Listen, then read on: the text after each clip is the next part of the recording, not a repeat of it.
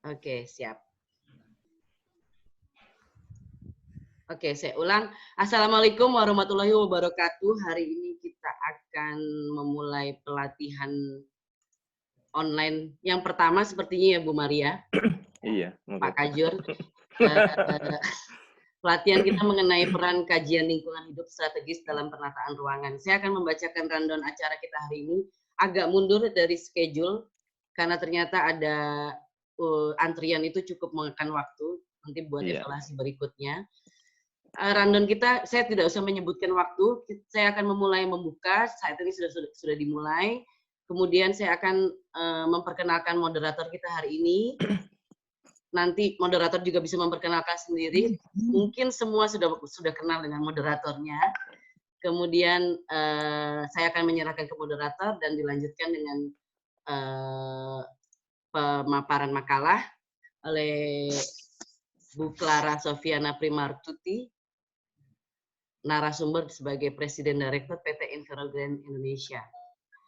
Untuk acara pertama, saya meminta Pak Kajur untuk kasih speech sedikit dan membuka acara ini. Silakan Pak Kajur.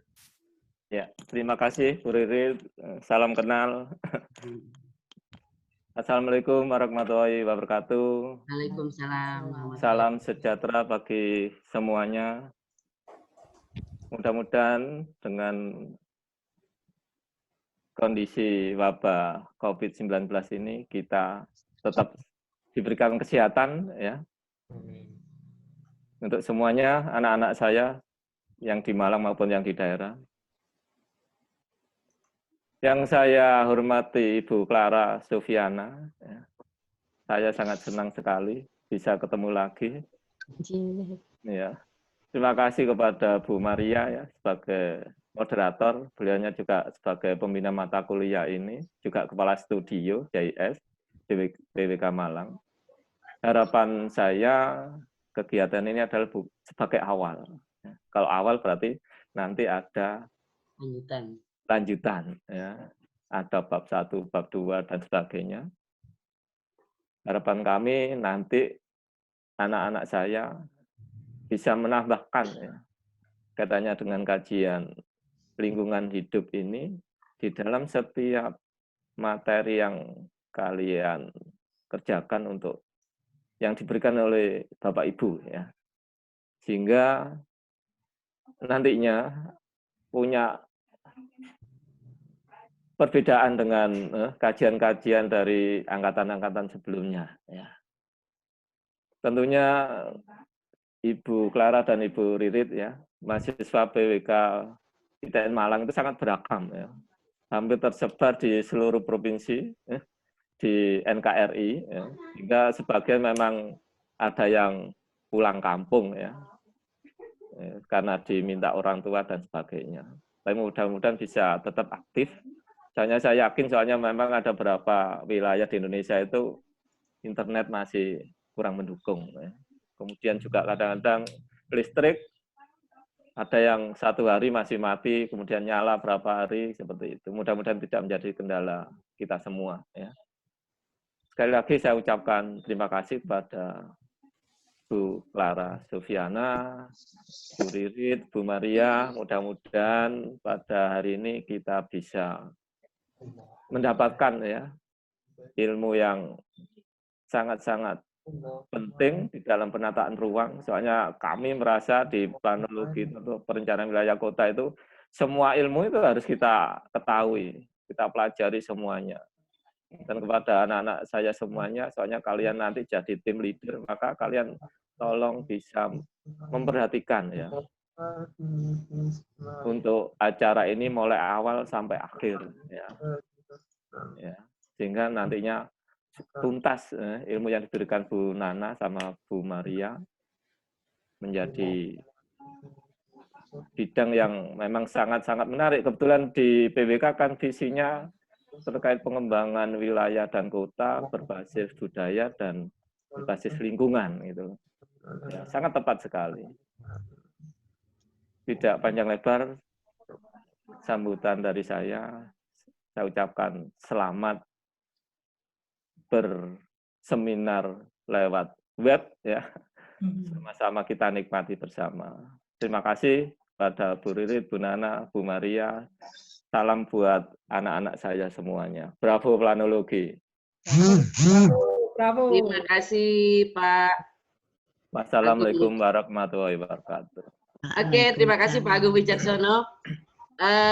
Saya mengingatkan kembali kepada teman-teman mahasiswa, sepertinya sih sudah sesuai dengan ketentuan kita hari ini bahwa semua akan mute all.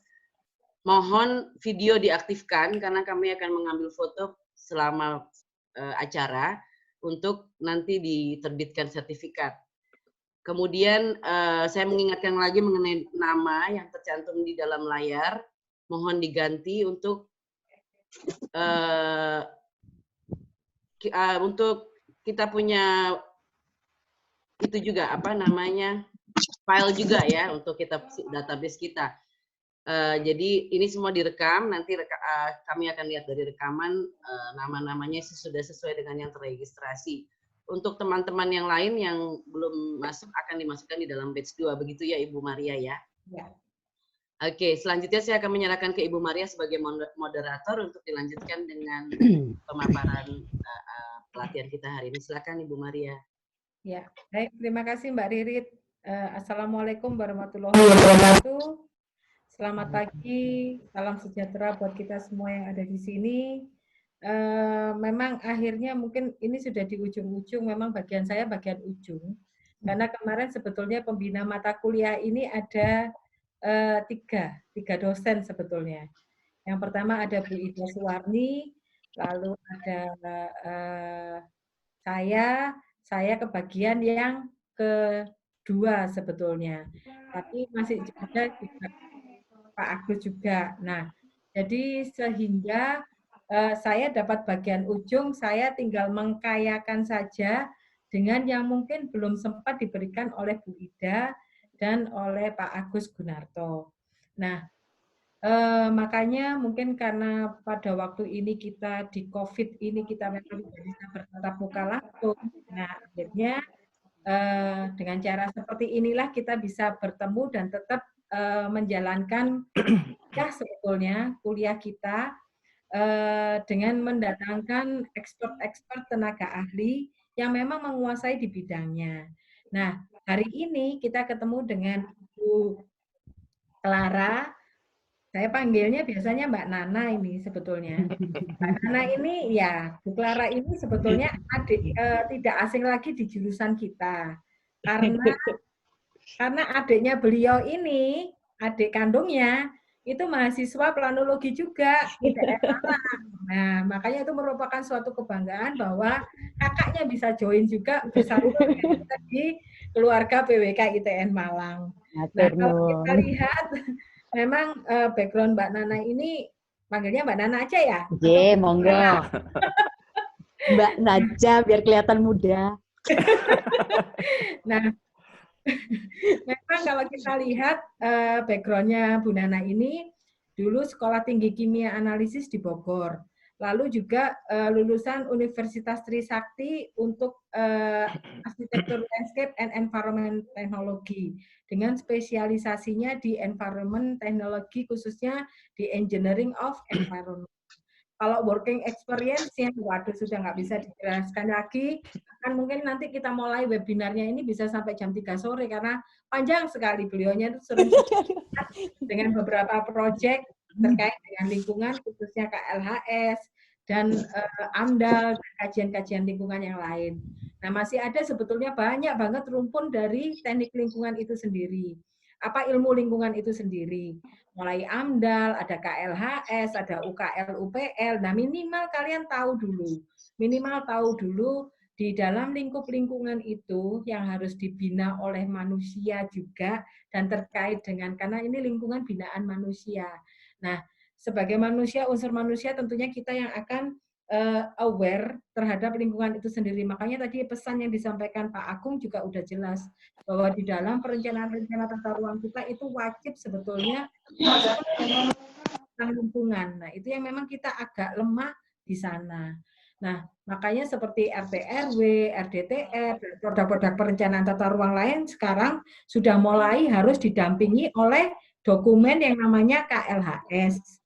Nah, oleh sebab itu, pagi ini kita belajar tentang apa itu dokumen KLHS dan kaitannya dengan rencana tata ruang yang memang menjadi bidang kita. Nah, kira-kira itu yang bisa saya sampaikan. Untuk kurang lebihnya, nanti kalau ada pertanyaan, nanti akan raise hand. Jadi, sudah tahu caranya raise hand atau bertanya di chat.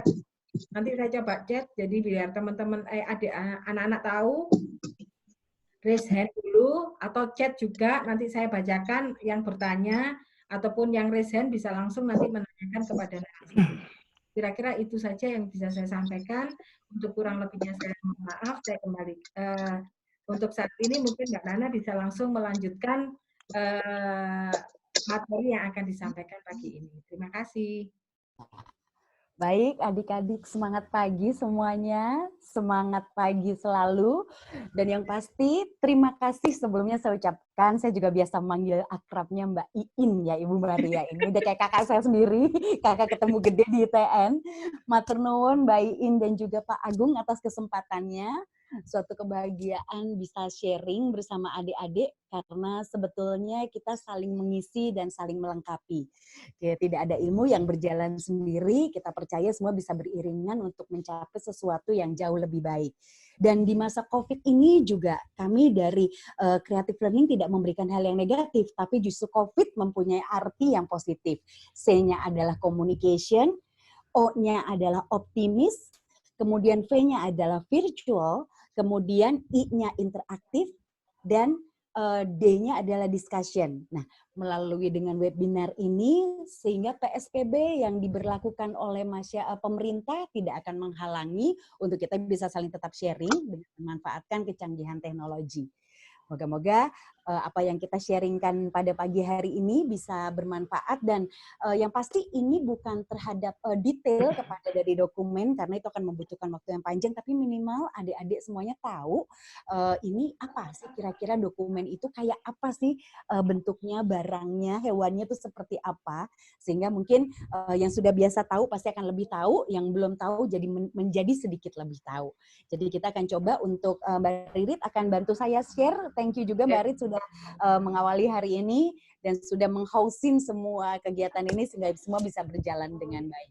Dan sebetulnya apa sih, saya akan langsung saja, dokumen KLHS itu zaman dulu kalau bicara tentang lingkungan dan pembangunan masih berasa banget sangat tidak ada berhubungan kadang-kadang. Saya mau bangun di sini, mau bikin sesuatu di sini, izinnya udah nanti belakangan, yang penting udah bangun dulu, kemudian kalau nanti kena audit baru akan diurus belakangan. Nah, sekarang yang selalu menjadi satu kemajuan adalah bahwa untuk membangun salah satunya ataupun kita membangun sesuatu hal dalam bentuk bangunan atau kegiatan industri ataupun bangunan gedung atau apapun pasti harus dilengkapi dengan salah satunya adalah izin lingkungan.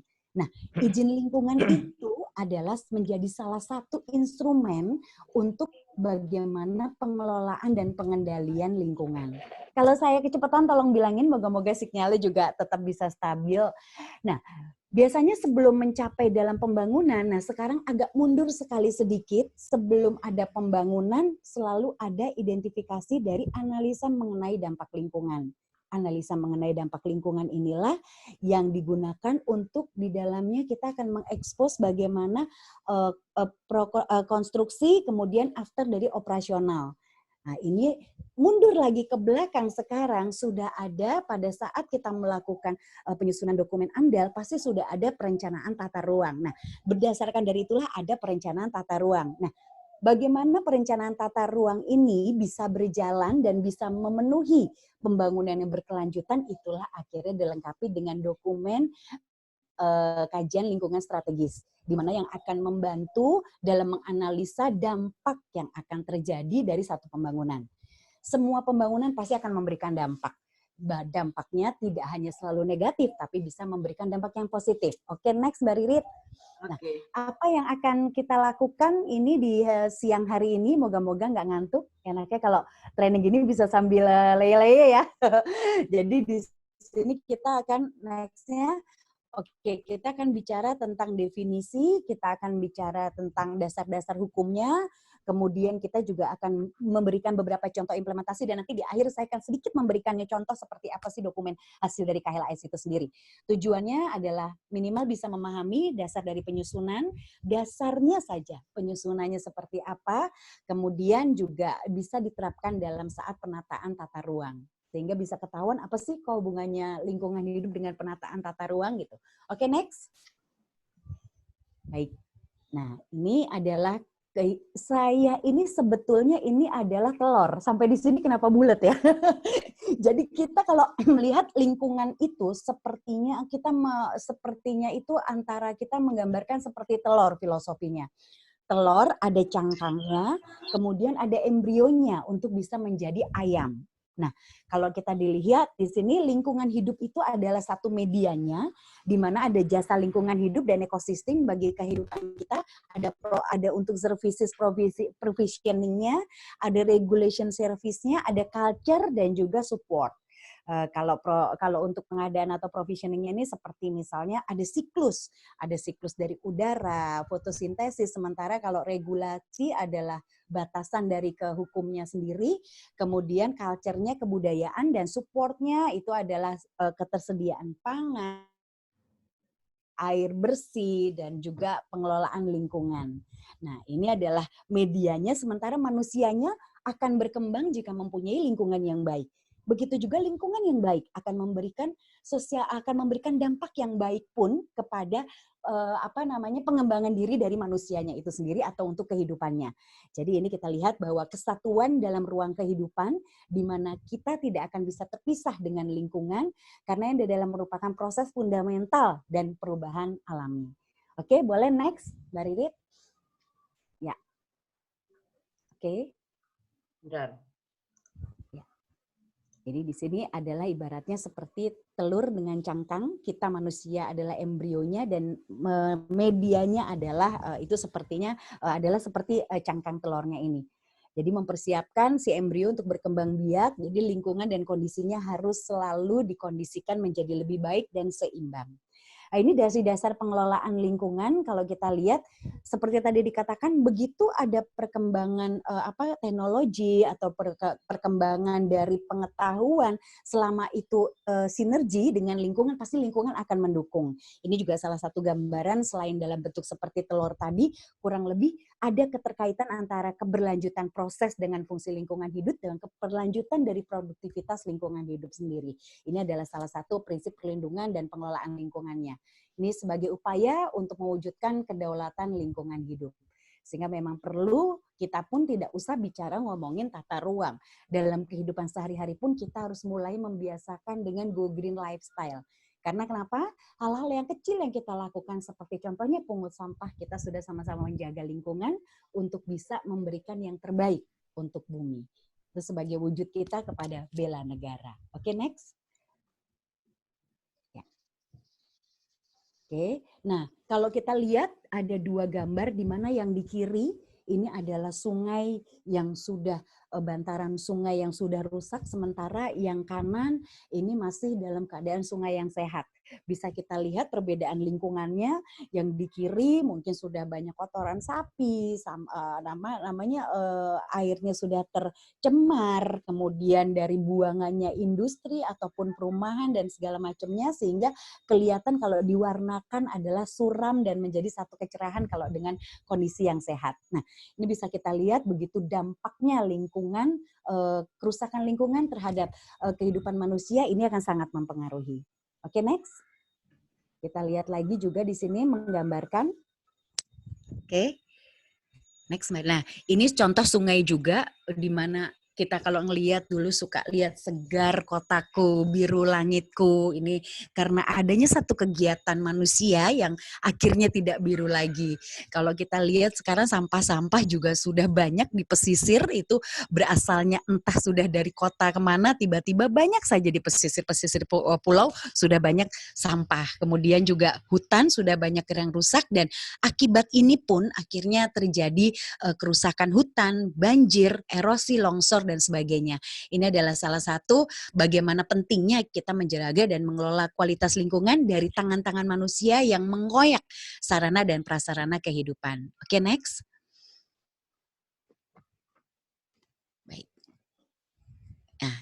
Di sini seperti tadi disampaikan juga memang ada perlu yang menjadi instrumen lingkungan hidup dalam mewujudkan pembangunan berkelanjutan.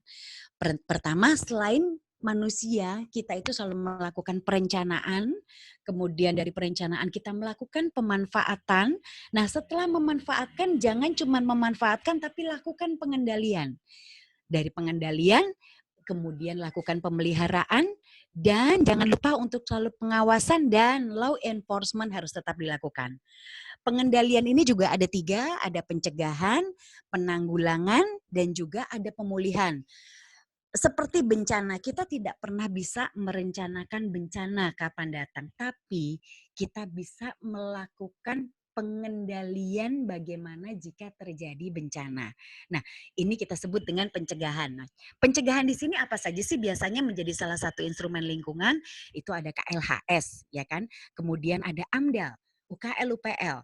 Jadi kalau kita ada sesuatu yang mau dibangun, selalu diidentifikasi dahulu dampaknya oleh AMDAL. Nah, begitu AMDAL diizinkan, sekarang sebelum AMDAL malah KLHS dulu. KLHS dalam tata ruang diizinkan untuk melakukan pembangunan tersebut, kemudian dilakukan sebelum melakukan pembangunan, dilakukan identifikasi AMDAL dulu. Setelah dari AMDAL, berjalan, bangunan sudah berdiri, bukan semena-mena berjalan begitu saja, tapi akhirnya dilakukan monitoring lingkungan secara berkala, itu yang disebut dengan UKL, UPL. Upaya pengelolaan lingkungan, sehingga kita ada komitmen dari pemerintah ataupun komitmen dari industri untuk menjaga kualitas lingkungan. Itu adalah pencegahan. Kemudian, penanggulangan itu bagaimana? Itu peringatan terhadap solusi kejadian dan penghentian dari sumber. Nah, sementara kalau untuk pemulihan, kalau sudah rusak harus dipulihkan. Nah, ini adalah terhadap penghentian seperti contohnya, kemudian remediasi, rehabilitasi, dan restorasi. Itu masuk ke dalam pemulihan. Semuanya harus diatur dan diawasi, atur diri sendiri, dan kemudian juga ini harus selalu continue dan juga harus selalu konsisten dalam pelaksanaannya. Ini adalah instrumen yang tercantum dalam UU 32 2009 yang dapat diberdayakan secara terpadu dan terintegrasi dalam mewujudkan pembangunan berkelanjutan. Baik, silakan lanjut, Mbak. Baik. Nah, kita masuk ke kajian lingkungan hidup strategis. Apa sih sebetulnya kajian KLHS itu? Kalau kita lihat dari undang-undangnya, KLHS itu adalah rangkaian analisa yang sistematis, menyeluruh, partisipatif untuk memastikan bahwa prinsip pembangunan berkelanjutan telah menjadi dasar dan terintegrasi dalam pembangunan suatu wilayah dan atau kebijakan, rencana, dan atau program, atau kita sering dengar itu namanya KRP. Jadi ini ada memang sudah menjadi bahasa hukum, jadi pasal 1 di angka 10 Undang-Undang 32 tahun 2009. Nah, ini adalah yang akan kita banyak bicarakan pada siang hari ini terkait dengan dokumen dari kajian lingkungan hidup strategis. Ini kurang lebih adalah definisinya. Dan di sini yang akan terkait di dalam KLHS adalah bukan hanya kepada lingkungan semata, tapi ekonomi. Kemudian nanti juga kita akan bicara bahwa oh iya ternyata kemampuan orang membeli listrik dan sebagainya itu pun sampai dibahas seperti itu contohnya. Kemudian environment planet atau aspeknya seperti apa dan sosialnya kepada manusianya seperti apa. Oke, next. Karena kenapa kita ingin tujuannya adalah pembangunan berkelanjutan. Baik, Mbak Ririt, lanjut. Nah, pembangunan itu sendiri apa? Adik-adik udah pasti hatam, ya, udah pasti tahu semuanya dengan berbagai definisi. Saya coba baca yang umum itu adalah perubahan yang terus-menerus untuk menuju keadaan yang lebih baik dan berdasarkan pada norma-norma tertentu. Ini adalah salah satu dari pembangunan. Next, Mbak Ririt. Nah, kemudian tadi kita bicara tentang bagaimana, oke, next. Ya. Pembangunan atau sustainable development itu sebenarnya apa? Yang mempengaruhi kebutuhan sehingga pada saat kita melakukan pembangunan sekarang itu semuanya akan tetap berkelanjutan. Jadi kita bisa untuk pemenuhan generasi yang akan datang untuk memenuhi kebutuhannya. Baik, next. Kita masih bicara definisi. Oke. Nah, KRP sendiri tadi sudah sempat dibicarakan bahwa di dalam KHLHS itu tadi ada sedikit bahasa KRP. KRP itu apa? Kebijakan. K itu adalah kebijakan, adalah arah atau tindakan. Kemudian kalau rencana hasil suatu proses untuk menentukan tindakan, sementara program adalah instrumen kebijakan yang berisi satu atau lebih kegiatan yang dilaksanakan oleh instansi pemerintah. Baik, ini adalah definisi-definisinya. Lanjut, next. Ya.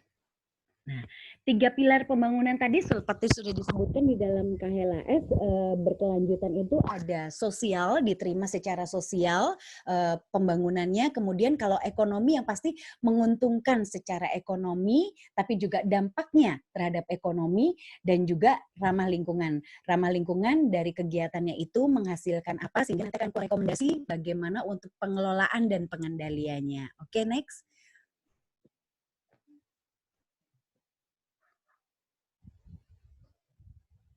Nah, ini tadi seperti tadi Pak Agung udah sempat bicara, semuanya dikaitkan dengan lingkungan. Ini adalah salah satu instrumen untuk mewujudkan pembangunan berkelanjutan. Pertama di sini kita lihat di kiri ada daya dukung dan daya tampung lingkungan hidup. Untuk pembuatan dan pelaksanaan KHLHS kita harus mengukur dan juga untuk mengidentifikasi dari daya dukung dan daya tampung lingkungan. Setelah itu akan, seperti tadi saya ceritakan, setelah ada KHLHS kemudian sudah disetujui, sudah divalidasi, masuk kepada proses AMDAL. Setelah AMDAL itu pasti pada saat operasional berjalan dilakukan monitoring lingkungan secara berkala dengan UKL dan UPL. Nah, sebelum proses AMDAL ini berjalan dan pembangunan biasanya ada izin dari lingkungan.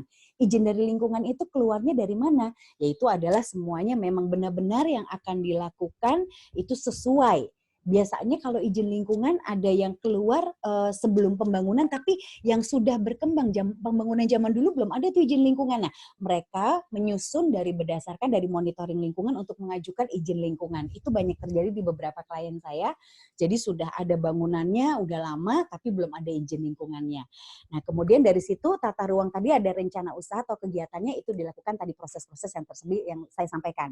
Setelah itu ada keluar izin. Nah, izin setelah ada izin lingkungan biasanya monitoring lingkungannya adalah izin pembuangan air limbah sehingga nanti ada bagaimana pembuatan izin untuk air bersih, air kotor, IPLC dan sebagainya. Nah, setelah itu di sini ada izin usaha juga akan keluar. Jadi salah satu yang untuk persyaratan agar izin usaha keluar adalah ada izin lingkungannya. Sebelum ini semuanya tercapai, izin lingkungannya tidak terpenuhi, maka izin usahanya juga tidak keluar. Ini menjadi salah satu kekuatan sekarang, kenapa izin lingkungan, dan lingkungan itu betapa berperan penting kepada pembangunan atau dan setiap kegiatan apapun. Nah, kemudian di sini pelaksanaan usaha nanti akan diimplementasi oleh audit lingkungan juga, terutama tadi ada monitor bulanan yaitu dalam UKL dan UPL. Oke, lanjut. Oke. Baik. Nah, agak naik lagi? Iya, kelewatan. Nah, nggak apa-apa. Itu tadi hanya sebatas dasar-dasar hukum. Ada dasar-dasar hukumnya. Tadi ada satu lagi, Mbak Rit, naik lagi.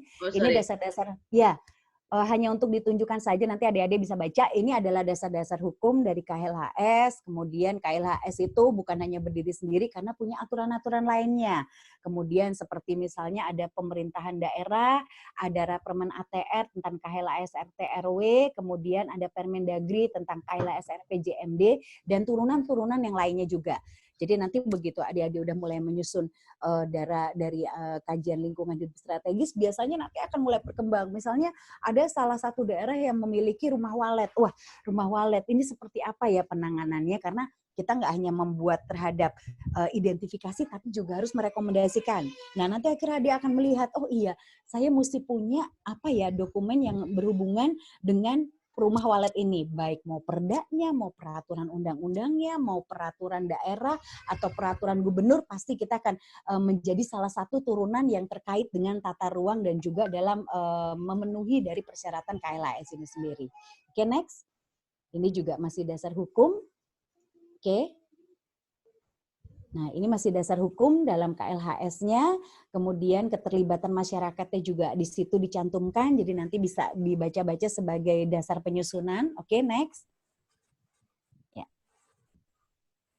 Oke, jadi kajian tadi seperti juga disampaikan di depan bahwa semuanya ini berfungsi untuk mengendalikan KRP yang disusun dan rencana usaha dalam kegiatan yang dilakukan. Ini memang terkait dengan amanah pasal 33 ayat 4 2000 Undang-Undang tahun 1945 di mana kegiatan perekonomian berkelanjutan. Ini memang sudah diatur dalam undang-undangnya. Begitu juga pelestarian lingkungan hidup, ada amanah dalam pasal 228 di Undang-Undang 45, kualitas lingkungan hidup yang baik dan sehat. Sehingga kita punya hak untuk mengendalikan lingkungan dan kita pun juga punya hak marah kalau seandainya lingkungan kita rusak. Tapi lagi-lagi law enforcement-nya juga harus diterapkan dan semuanya harus seiring dan berjalan. Oke, next.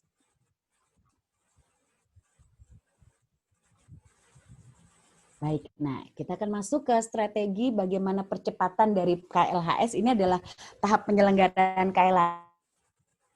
Setelah kita bicara tentang definisi, KLHS itu sebetulnya bagaimana sih penyelenggaraannya? Kita ada persiapan, di mana persiapan sama seperti kita penyusunan RDTR, TRW, itu ada tim penyusun, ada kajian awal, delineasi awal BWP, kemudian teknik pelaksanaan, dan pemberitaan ke publik. Kemudian sama semuanya pasti akan ada pengumpulan data dengan data primer, data sekunder, itu untuk mengidentifikasi isu-isu strategis dari pembangunan berkelanjutan. Kemudian ada identifikasi dari muatan RDTR dan juga peraturan zonasi tentang pengolahan dan analisa data untuk menyusun RDTR dan penyusunan muatannya. Kemudian di situ ada perumusan konsep, di mana ada konsep dan muatan peraturan zonasi, dan setelah itu ada perumusan alternatif sehingga akhirnya ada penyusunan pembahasan dan juga ada penjaminan kualitas, diakhiri dengan penjaminan kualitas dan validasi dari KLHS. Oke, ini adalah proses tahapan dari penyelenggaraan KLHS. Nanti kita akan bahas kira-kira dalam proses ini dokumen itu, dalam dokumen apa aja sih yang termuat di dalamnya. Oke, next Mbak Ririt. Jadi mungkin tidak sampai dalam, tapi minimal adik-adik punya gambaran seperti apa sih untuk membuat dokumen itu. Nah, ini masih sama, boleh next-nya? Ya. Nanti bisa adik-adik baca sendiri ya, silahkan. Oke. Juga ini juga sama dari muatan KRP, ini prosesnya. Jadi ada analisa pengaruh KRP, nanti kita akan coba ulas dari mana cara untuk mendapatkan pengaruh KRP, untuk menentukan isu strategis juga seperti apa, kerumusan alternatifnya, dan sehingga penyusunan rekomendasi perbaikan.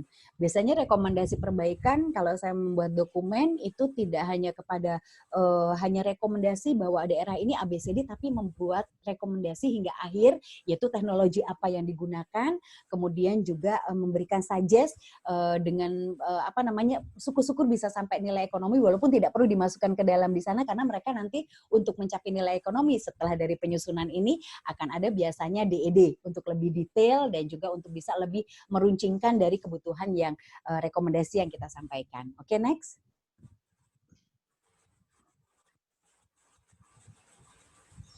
Oke. Sorry. Ya. Benar nggak nih? Betul.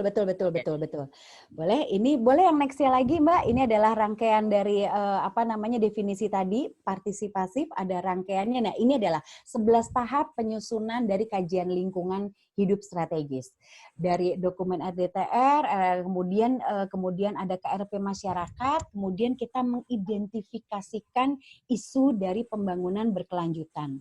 Isu PB, setelah itu identifikasi isu PB itu gimana caranya kita masukkan sebanyak-banyaknya isu yang kita dapatkan. Biasanya itu didapat dari konsultasi publik. Dari konsultasi publik sehingga kita bisa banyak berdiskusi dengan masyarakat, bikin daftar panjang dari isu lingkungan. Jadi misalnya dari isu lingkungan, isu ekonomi, isu sosial, hukum dan tata kelola. Misalnya isu lingkungan adalah banjir, longsornya hutan, kemudian apa saja yang ada isunya dimasukkan ke dalam isu yang PB ini. Kemudian dari isu PB kita masuk ke isu yang paling strategis. Ini juga saya ada, karena banyak beberapa kriteria-kriteria yang perlu dimasukkan, terutama dengan angka penilaian bobot dan angka. Itu semuanya ada di dalam peraturan, sehingga kita tinggal mengikuti saja. Oke, next Mbak Ririt. Oke, jadi pada saat mengidentifikasi isu pembangunan berkelanjutan ini, pastikan semua bikin daftar panjang tadi, mungkin dari ada isu lingkungan, isu ekonomi, isu sosial, isu hukum dan kelola. Contohnya tadi kayak isu lingkungan ada banjir, longsor, kurangnya TPS, kurangnya kebutuhan air bersih, sampah yang tidak terangkut, ataunya TPA yang kapasitasnya atau teknologinya yang hanya di open dumping dan sebagainya, itu bisa diidentifikasikan. Nah, dari isu lingkungan, isu ekonomi tadi, kemudian di dalam kolom-kolom ini juga sebetulnya sudah ada berdasarkan dari kalau kita akan mengacu itu sudah ada arahan dan juga sudah ada modulnya untuk mengisinya seperti apa. Jadi pada saat di situ ada unsur-unsur yang paling sedikit, ada karakteristik wilayah. Kita harus terbayang karakteristik wilayahnya seperti apa, tingkat kepentingan potensi dampak, keterkaitan dengan isu PB-nya strategis, kemudian ada muatan RPPLH dan keterkaitan dengan KRP. Ini semuanya ada di dalam pasal 9 ayat 1 PP 46 tahun 2016. Oke, next. Oke, bentar. Ya. Oke, dari ada ini. Ya, dari situ kemudian kita masuk ke isu pembangunan berkelanjutan prioritasnya. Di situ kita bisa lihat dari isu yang panjang tadi, kayaknya sebelumnya masih ada deh nih Mbak Ririt. Kelewatan nggak satu? Ini tadi udah. Oh oke, berarti next ya boleh yang tadi. Jadi dari isu yang tadi panjang, kemudian kita sebetulnya ini kayaknya saya ada yang loncat, harusnya ada nanti kita identifikasikan lagi berdasarkan misalnya tadi longsor itu kebencanaan, kemudian itu bisa lebih, nggak apa-apa. Ini nanti kita lihat berkelanjutannya di sini, kita lihat identifikasi isu pembangunan, oke? Ini bukan? Oh bukan, udah next. Betul-betul nggak apa-apa yang tadi aja. Ya, jadi ini isu PB strategisnya banjir, itu nanti berhubungannya dengan daya dukung, daya tampung, dampak lingkungan, jasa ekosistem, cakupan wilayah, kehati, perubahan iklim, masyarakat miskin, dan kesejahteraan masyarakat. Jadi ini nanti pada saat pembangunan berkelanjutan prioritas, ini akan menjadi salah satu yang masukkan ke dalam tabel untuk mengetahui dampak terhadap lingkungannya dari isu-isu strategis yang ada. Next. Oke, next. Nggak ada yang lompat ya padahal ini ya. Oke, coba next. saya escape dulu ya. Ya. Ke yang awal bentar. Baik, saya sambil baca dari manualnya. Jadi setelah isu lingkungan tadi, secara isu lingkungan sudah kita identifikasikan dalam, nah ini dia. Nah ini Mbak, boleh Mbak, yang tadi ada isu dampak, bukan satu lagi, yang tabel. Tabel mungkin, ini? Nah depannya lagi ada? Oh berarti next, bukan berarti depannya lagi ya? Ke sebelum atau sesudah? Nah ini betul. Jadi tadi dari daftar isu yang panjang kita buat pendek, dari isu yang panjang tadi kita identifikasikan misalnya menjadi yang longsor dengan karakter wilayahnya seperti ini, itu tadi kita masuk untuk adalah untuk penapisan pembangunan yang berkelanjutan secara strategis. Nah ini kita akan mengidentifikasikan dari isu PB yang tadi kita telah buat, kemudian di sini akan kita bagi lagi dengan dampak pentingnya, luas sebarannya seberapa banyak, keterangannya seperti apa, keterkaitan dengan isu PB lainnya ada atau tidak, kemudian keterkaitannya dengan muatan KRP atau ada atau tidak. Ini adalah contoh untuk memasukkan ke dalam kolom dalam penapisan isu pembangunan berkelanjutan strategis. Oke? Berarti coba di kolom ya di slide sebelumnya. Nah, jadi ini juga menjadi dari daftar pendek tadi, ada isu daftar pendek tadi, diisi dengan karakteristik wilayah, kemudian luasannya, ini adalah contoh untuk pengisian kolomnya, yang next yang tadi sudah kita berikan itu adalah contohnya. Oke Mbak, next, boleh? Nah, ini adalah tadi contohnya. Kemudian dari ini adalah isu pembangunan yang berkelanjutan secara strategis. Next. Nah, ini contoh pengerjaan, kemudian dari situ dibuat muatannya KRP yang berdampak dengan LH. Jadi contohnya seperti misalnya ada pemeliharaan jalan, dia tidak berdampak pada lingkungan, ini kita bisa menghitung, ternyata tidak ada. Sementara yang untuk jalan, salah satu contoh ada di Jalan Ahmad Yani, lokasinya di mana, apakah dia berdampak pada perubahan iklim, ada ke hatinya seperti apa, ini kita identifikasikan. Nah, di mana sih cara ngitung angka-angka ini? Nah, di dalam aturannya kita nanti akan ada satu peraturan yang ada angka kriteria perubahan iklim, kehati, bencana, sumber daya alam, itu ada kriterianya masing-masing. Dikatakan kalau 0 misalnya tidak ada dampak, kalau berdampak itu adalah -1, kalau ada berdampaknya lebih besar misalnya jadi +1. Jadi nanti adik-adik nggak usah takut karena sebetulnya untuk mengisi kolom-kolom ini ada kriteria-kriteria angka yang memang sudah diberikan dalam acuan. Jadi memang untuk tinggal bagaimana kita mengindikasikan mempersepsikan dari isu tadi dalam indikasi program untuk kita akan mencarikan isu silangnya sehingga ada unsur-unsur muatan dari KRP berdampak pada lingkungan hidup tadi. Jadi ini nanti contoh-contohnya dari identifikasi indikasi programnya, kemudian sampai akan keluar yang di kanan berdampak dan yang tidak berdampak. Oke, next, Mbak Ririt.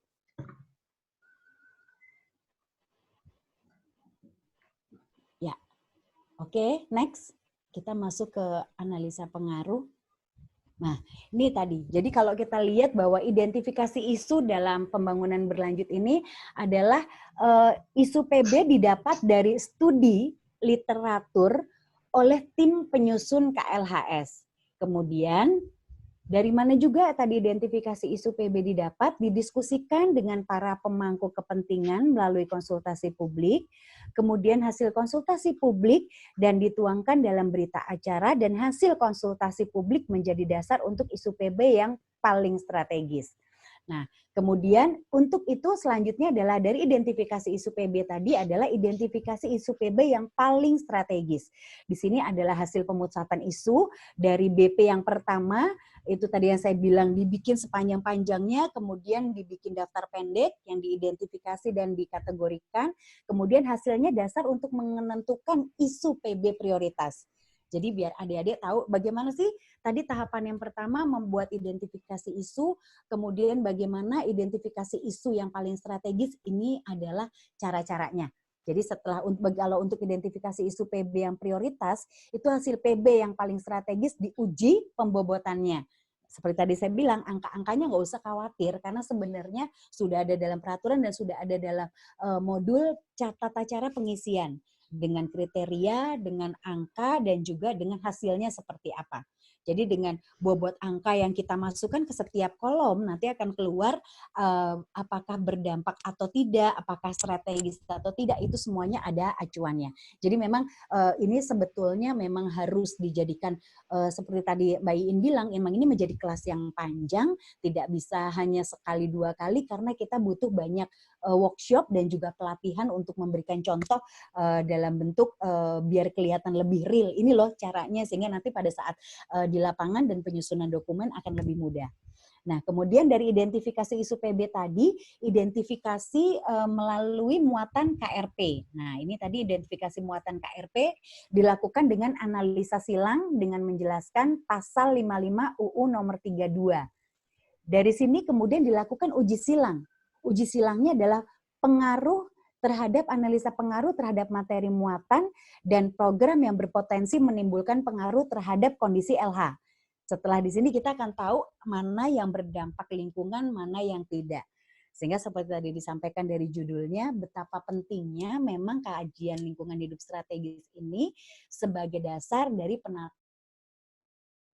ruang, karena ini adalah salah satunya, sehingga ketahuan dari situ identifikasinya mana yang berdampak pada lingkungan, mana yang tidak, dari identifikasi atau indikator ataupun dari isu PB yang telah kita susun. Oke, next. Nah, ini contoh lagi saling silang dari muatan KRP yang di kiri, pembangunan jaringan jalan, ini adalah muatan dari KRP-nya yang kita anggap tadi baik berdampak strategis ataupun tidak, ini di kiri. Sementara isu prioritas kita lihat dari yang tadi kita isi, ya kan tadi ada tata caranya yang saya barusan tadi ada beberapa kolom, itu kawasan bencana, kemudian ada pencemaran lingkungan, alih fungsi lahan, ini diujikan silang dari isu prioritas terhadap muatan KRP.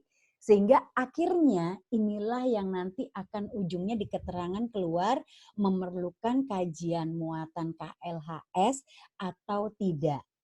Sehingga baru sampai di sini kita sudah melihat bagaimana untuk kita mengetahui perlu tidaknya dari muatan KRP kita terhadap muatan dari yang akan kita masukkan ke dalam KLHS nanti. Nah, di sini nanti baru kita akan masukin ke 6 muatan KLHS. Oke, next, Mbak Ririt. Ya, jadi semuanya memang ribet tidak? Karena mungkin belum terbiasa, nggak tergambar, sehingga kelihatannya agak ribet ya. Jadi memang ini nanti kalau dilatih pelan-pelan, nanti kita ada contoh kalau kita bisa tatap muka, kita bisa langsung ada studi kasus, kita bisa langsung membuat workshopnya, tapi sekarang mungkin di angan-angan dulu, dibayang-bayang, tapi kelihatannya tata caranya tadi lumayan jelas. Nanti mungkin susunannya kan saya coba revisi sedikit biar adik-adik juga nggak bingung. Nah, ini adalah salah satunya masuk, mungkin sebelumnya ada ini lagi nggak Mbak Ririt? Ada apa namanya gambar lagi nggak sebelumnya? Sebelum ini, materi ini. Oke. Sebentar ya, saya itu stop share dulu ya, Bu. Ya. Biar dilihat dari PowerPoint-nya sebentar. Oke. Ya. Jadi nanti setelah kita sudah menentukan, kita akan mulai menganalisa, analisanya dari KRP-nya itu kita akan berdasarkan dari 6 muatan lingkungannya. Yaitu adalah ada DDT untuk mengetahui daya dukung dan daya tampung lingkungan. Kemudian kita juga akan melihat dari jasa ekosistem. Boleh dilihat, Bu, yang mana? Oke, memang nggak ada Mbak Ririt. Jadi boleh saya lihat yang di halaman halaman sebentar, naik sedikit di halaman naik lagi. Ya ini nih, boleh di sini boleh. Naik lagi, sorry Mbak Ririt, naik lagi. Ini tadi udah. Ini udah, berarti saya minta dibukain di halaman 37. Ya 36 deh, boleh dari situ. Biar nanti ceritanya berarti benar yang tadi. Oke, baik, nanti sebelum tadi seperti saya ceritakan ada 6 indikatornya, yaitu adalah salah satunya ada daya dukung dan daya tampung, itu sebagai acuan pemanfaatan sumber daya alam.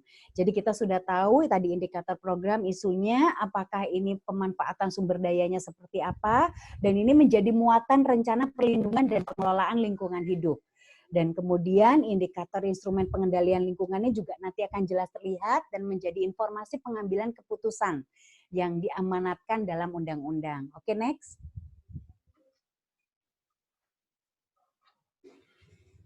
Oke. Nah, ini tadi yang disebut DDT daya dukung dan daya tampung. Ini daya dukung dan daya tampung, kemudian ini akan melihat dari efisiensi SDA-nya, nanti dikaitkan juga dengan resiko dan dampak lingkungannya. Kalau dia akan berdampak terhadap perubahan iklim, berarti dia mempunyai resiko pada perubahan iklim. Tapi kalau misalnya juga akan berdampak pada keanekaragaman hayati, berarti dia akan memberikan dampak bisa negatif dan juga positif. Jadi 6 muatan tadi, yaitu daya dukung, jasa ekosistem, perubahan resiko, perubahan iklim, dan keanekaragaman hayati, itu tidak bisa saling terpisahkan untuk bisa menentukan bahwa dari salah satu dokumen dari kajian lingkungan, ini menjadi salah satu jantungnya untuk mengetahui apakah berdampak pada lingkungan atau tidak dari suatu pembangunan. Kurang lebihnya seperti itu. Oke, next. Ini untuk daya dukung daya tampung yang akan dilihat seperti apa sih daya dukung daya tampung? Ya, misalnya kita lihat ketersediaan sungai, ketersediaan badan air, apakah bisa memenuhi untuk keperluan dari penduduk. Jadi nanti adik-adik akan membuat proyeksi air bersih, kemudian juga di sini juga bisa dikatakan pangan juga, bagaimana dengan sawah yang ada dibandingkan dengan kebutuhan penduduk, itu nanti akan dilihat kurang, surplus, atau justru malah ternyata negatif, sehingga harus dicari langkah apa untuk terjadi pemenuhan minimal, minimum requirement dari pemenuhan dari masyarakat itu sendiri, yang bukan hanya sekarang, tapi prediksi sampai berapa puluh tahun ke depan. Sehingga ini kita katakan dengan pembangunan yang berkelanjutan, jadi tidak akan pernah terputus sampai kapanpun sumber daya tetap harus terjaga. Oke, daya dukungnya adalah daya dukung air, kemudian tadi seperti daya dukung pangan itu seperti apa, itu semuanya harus diidentifikasikan untuk bisa menemukan apakah bisa berjalan atau tidak yang akan kita lakukan. Next. Ya, ini daya dukung pangan. Next. Ini pun nanti ada rumusnya, bagaimana cara menghitungnya, itu memang semuanya tidak hanya sebatas hanya dalam bentuk kolom, tapi nanti biasanya disajikan dalam bentuk peta, disajikan dalam bentuk disajikan dalam bentuk kolom data, sehingga bisa terlihat surplusnya ataupun kekurangannya, ataupun di sini dicarinya di mana, sehingga ada gray area yang harus dipenuhi, itu yang nanti akan dicoba dicari. Oke. Kemudian posisi muatan efisiensi itu dalam pembuatan KLAS kita sudah masuk ke sumber dayanya. Next, Mbak Ririt. Oke, dan prinsip dari efisiensi pengelolaan sumber daya airnya ini juga menjadi salah satu muatan yang wajib untuk dimasukkan dalam dokumen KLAS dan menjadi pertimbangan.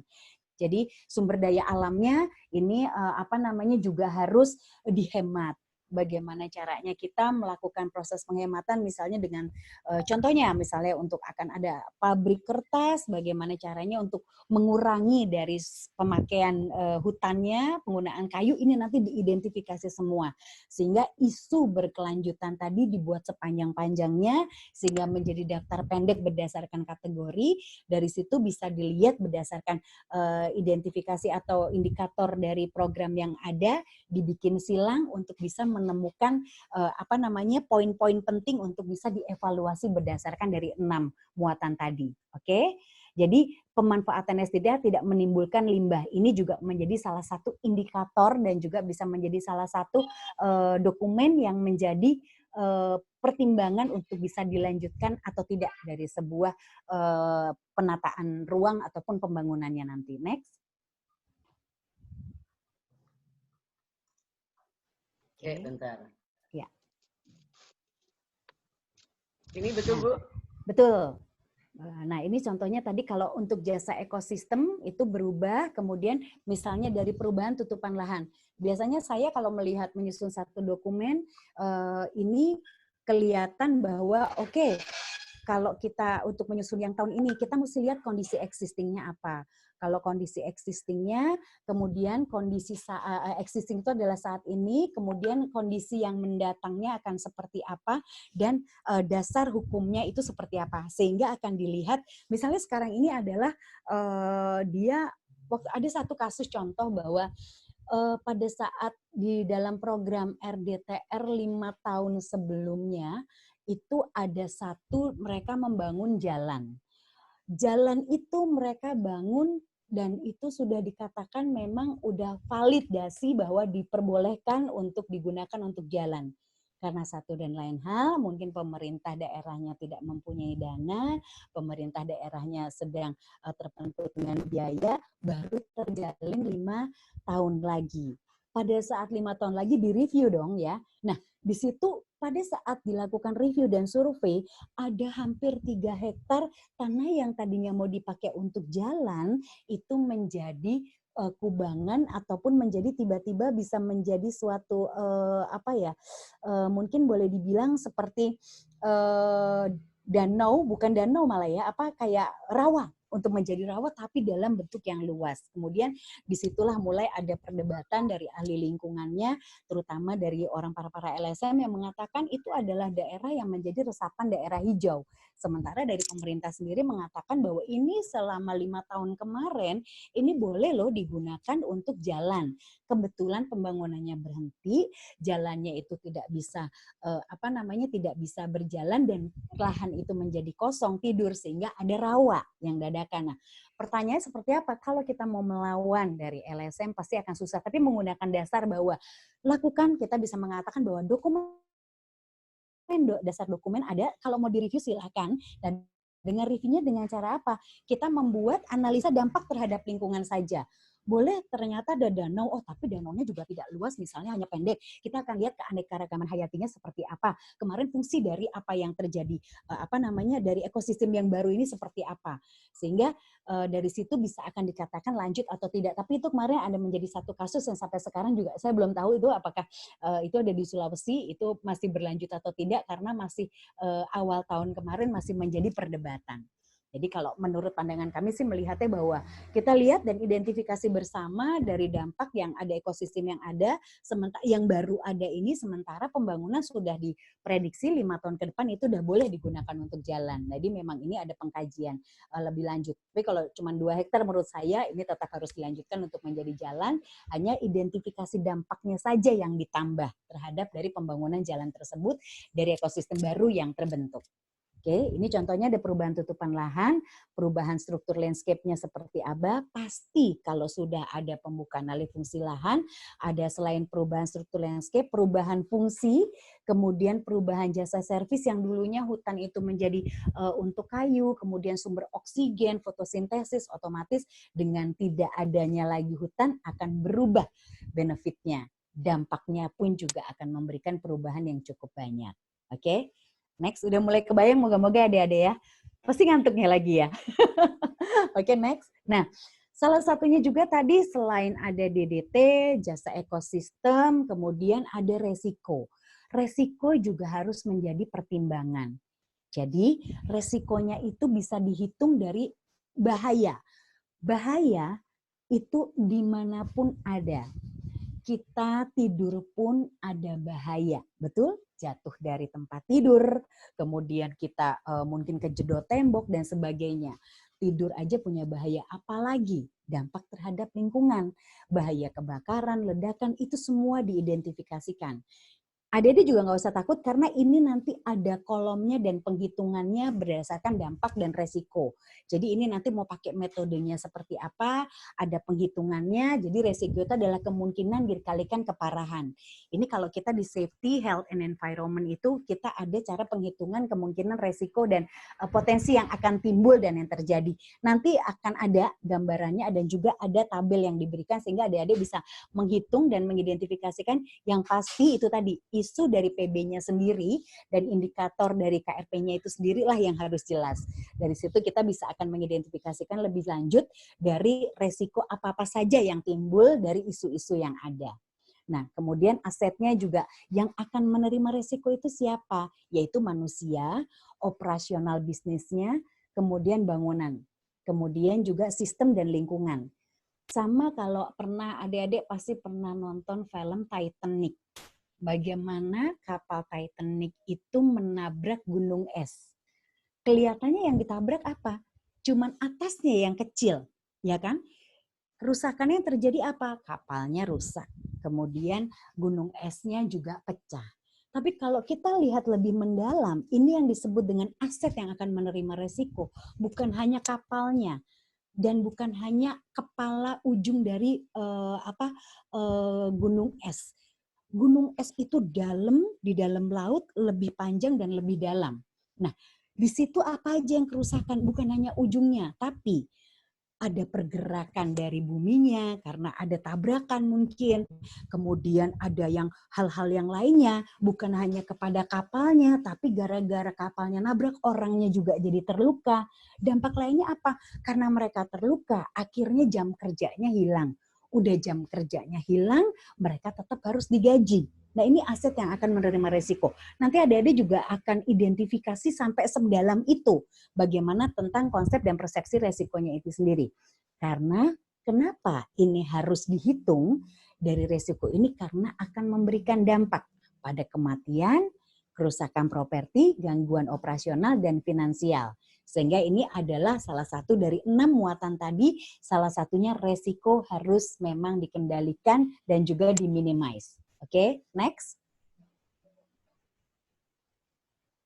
Mbak Didit bobok kah?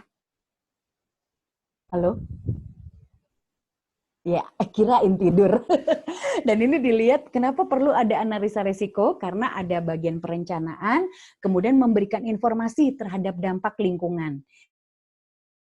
Jadi semuanya, misalnya ada pembukaan lahan yang akan terjadi, nanti resikonya seperti apa, dulunya existingnya seperti apa. Lahan itu adalah misalnya dulunya adalah menjadi daerah padang atau ladang misalnya, ladang atau perkebunan. Oke, di dalam perizinannya itu akan direncanakan menjadi industri. Boleh enggak? Kalau saya sebagai orang lingkungan, setiap pembangunan apapun boleh saja dilakukan selama resikonya dikendalikan, dihitung perlu atau tidaknya, dilihat dari apakah memang sudah diperlukan bangunan itu dibanding dengan bangunan-bangunan yang ada. Daya dukung, daya tampung lingkungannya juga harus dikendalikan. Ya kan? Makanya itu perlu ada pada saat itu dilakukan adalah pengendalian resiko. Manajemen resiko sendiri memformulasikan dan mengimplementasikan tindakan mitigasi dan eliminasi bahaya. Mitigasi bagaimana mengidentifikasikannya, memprediksinya, mengeliminasi kalau perlu mengurangi dari resiko. Kalau ternyata tidak perlu bangunan itu ada karena masih ada bangunan lain yang bisa diberdayakan. Dan kalau bangunan itu terbangun akan menimbulkan kerugian, adanya longsor dan sebagainya, itulah yang akan dimitigasi sampai sedalam itu. Oke? Biasanya implementasi RT/RW sering tidak sejalan dengan konsep berkelanjutan. Dasar inilah kenapa sekarang ada dokumen RDTR, RT/RW, DPJMD, perlu ada KLHS sebagai penyeimbang setiap pembangunan. Jangan cuma kita ngomongin pembangunan, tapi kita nggak ngomongin dampak dan bagaimana menjaganya. Makanya dikaitkan dengan dokumen dari KLHS. Next. Jadi seperti juga ada kasus satu pengembang akan membuat mereka ada membuat klaster untuk pembangunan perumahan karena secara kebutuhan mereka sudah membutuhkan perumahan dengan kepadatan penduduk. Oke, lahannya masih banyak, betul lahan masih banyak sehingga diperbolehkan untuk satu kawasan membangun perumahan. Tapi si developer ini ataupun si pengembang tidak hanya mereka ngebangun, tapi di dalam perizinan lingkungan yang juga di dalam dokumen kita merekomendasikan pada saat mereka pembangunan adalah apa? Dilakukan selain melakukan investasi itu mereka juga harus menjaga dan mengembalikan kualitas lingkungan. Dengan cara apa? Dengan membangun klaster, membangun perumahan, diharapkan outputnya adalah mereka mengelola persampahannya sendiri, mengelola air bersihnya, mengelola air limbahnya. Jadi ini bisa menjadi salah satu pemasukan dokumen menjadi rekomendasi dan juga akhirnya nanti pada saat izin lingkungan mereka menyertakan hal-hal ini dari pemerintah untuk menjadikan satu kompensasi. Boleh berinvestasi, boleh merusak lingkungan, tapi tolong kembalikan untuk menyeimbangkannya. Kurang lebihnya seperti itu. Oke, ini muatan resiko tadi masih dalam perencanaan daerah, ada pelaksanaan KLHS, pembangunan dan pendekatannya dilakukan dalam dokumen perencanaan daerah. Oke, next. Oke, next.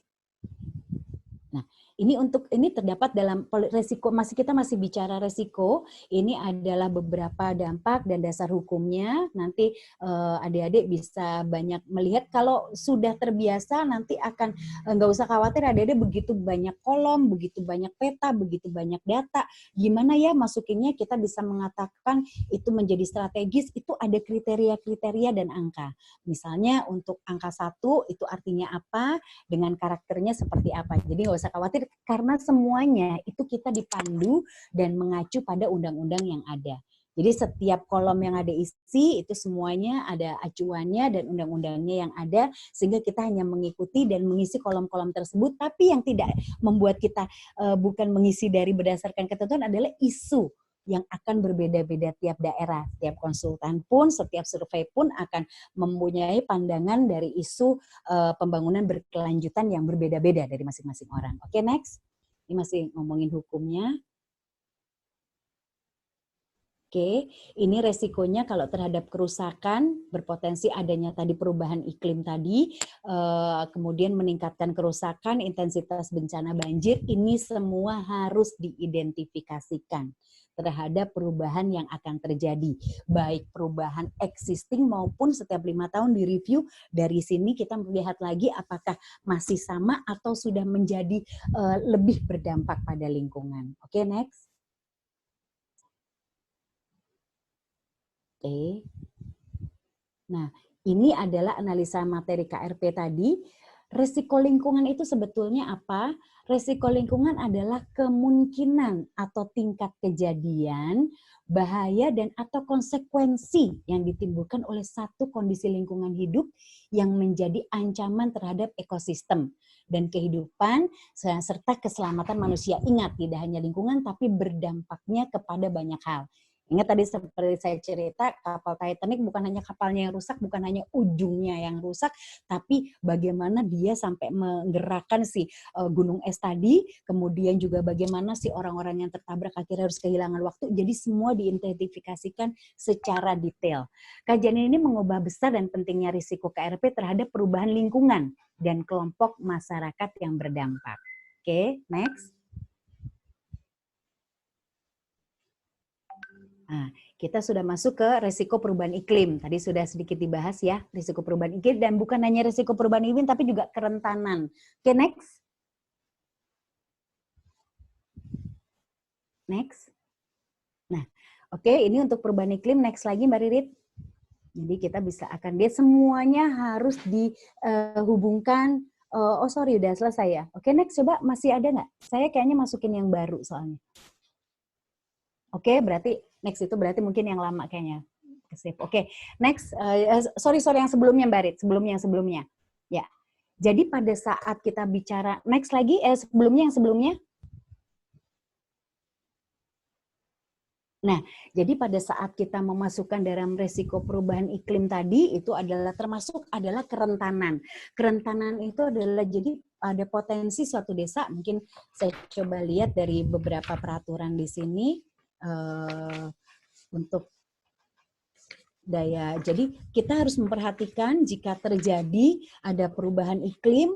Perubahan iklim itu terjadi karena pertama kayak nanti adanya ada efek rumah kaca sehingga akhirnya di kutub utara, di kutub selatan itu semuanya akhirnya mencair, dampaknya terhadap apa dan segala macam itu sampai seperti itu. Dan termasuk juga adalah kerentanan. Kerentanan itu yang dilihat adalah dari pemanfaatan satu desa itu bagaimana tingkat kemampuan ekonomi dan ketersediaan sumber daya. Jadi masuk ke pendidikan juga, itu juga bisa kita ada analisa di situ. Kemudian penggunaan listriknya seperti apa, itu nanti ada beberapa analisa juga namanya sidik. Adik-adik juga nggak usah takut karena itu nanti ada semuanya, ada panduannya. Jadi itu bisa kita lihat terhadap dari potensi masyarakat desanya, indikator-indikator kemampuan beradaptasinya seperti apa terhadap teknologi, kemudian bagaimana kalau teknologi dulunya, salah satunya adalah, ada satu contoh. Di daerah Kalimantan ada tol baru dibuat. Dulu masyarakat di sana ada masyarakat daerah sekitar yaitu Toraja, mereka selalu menggunakan jasa sungai untuk transportasi. Jadi pada saat itu dibangun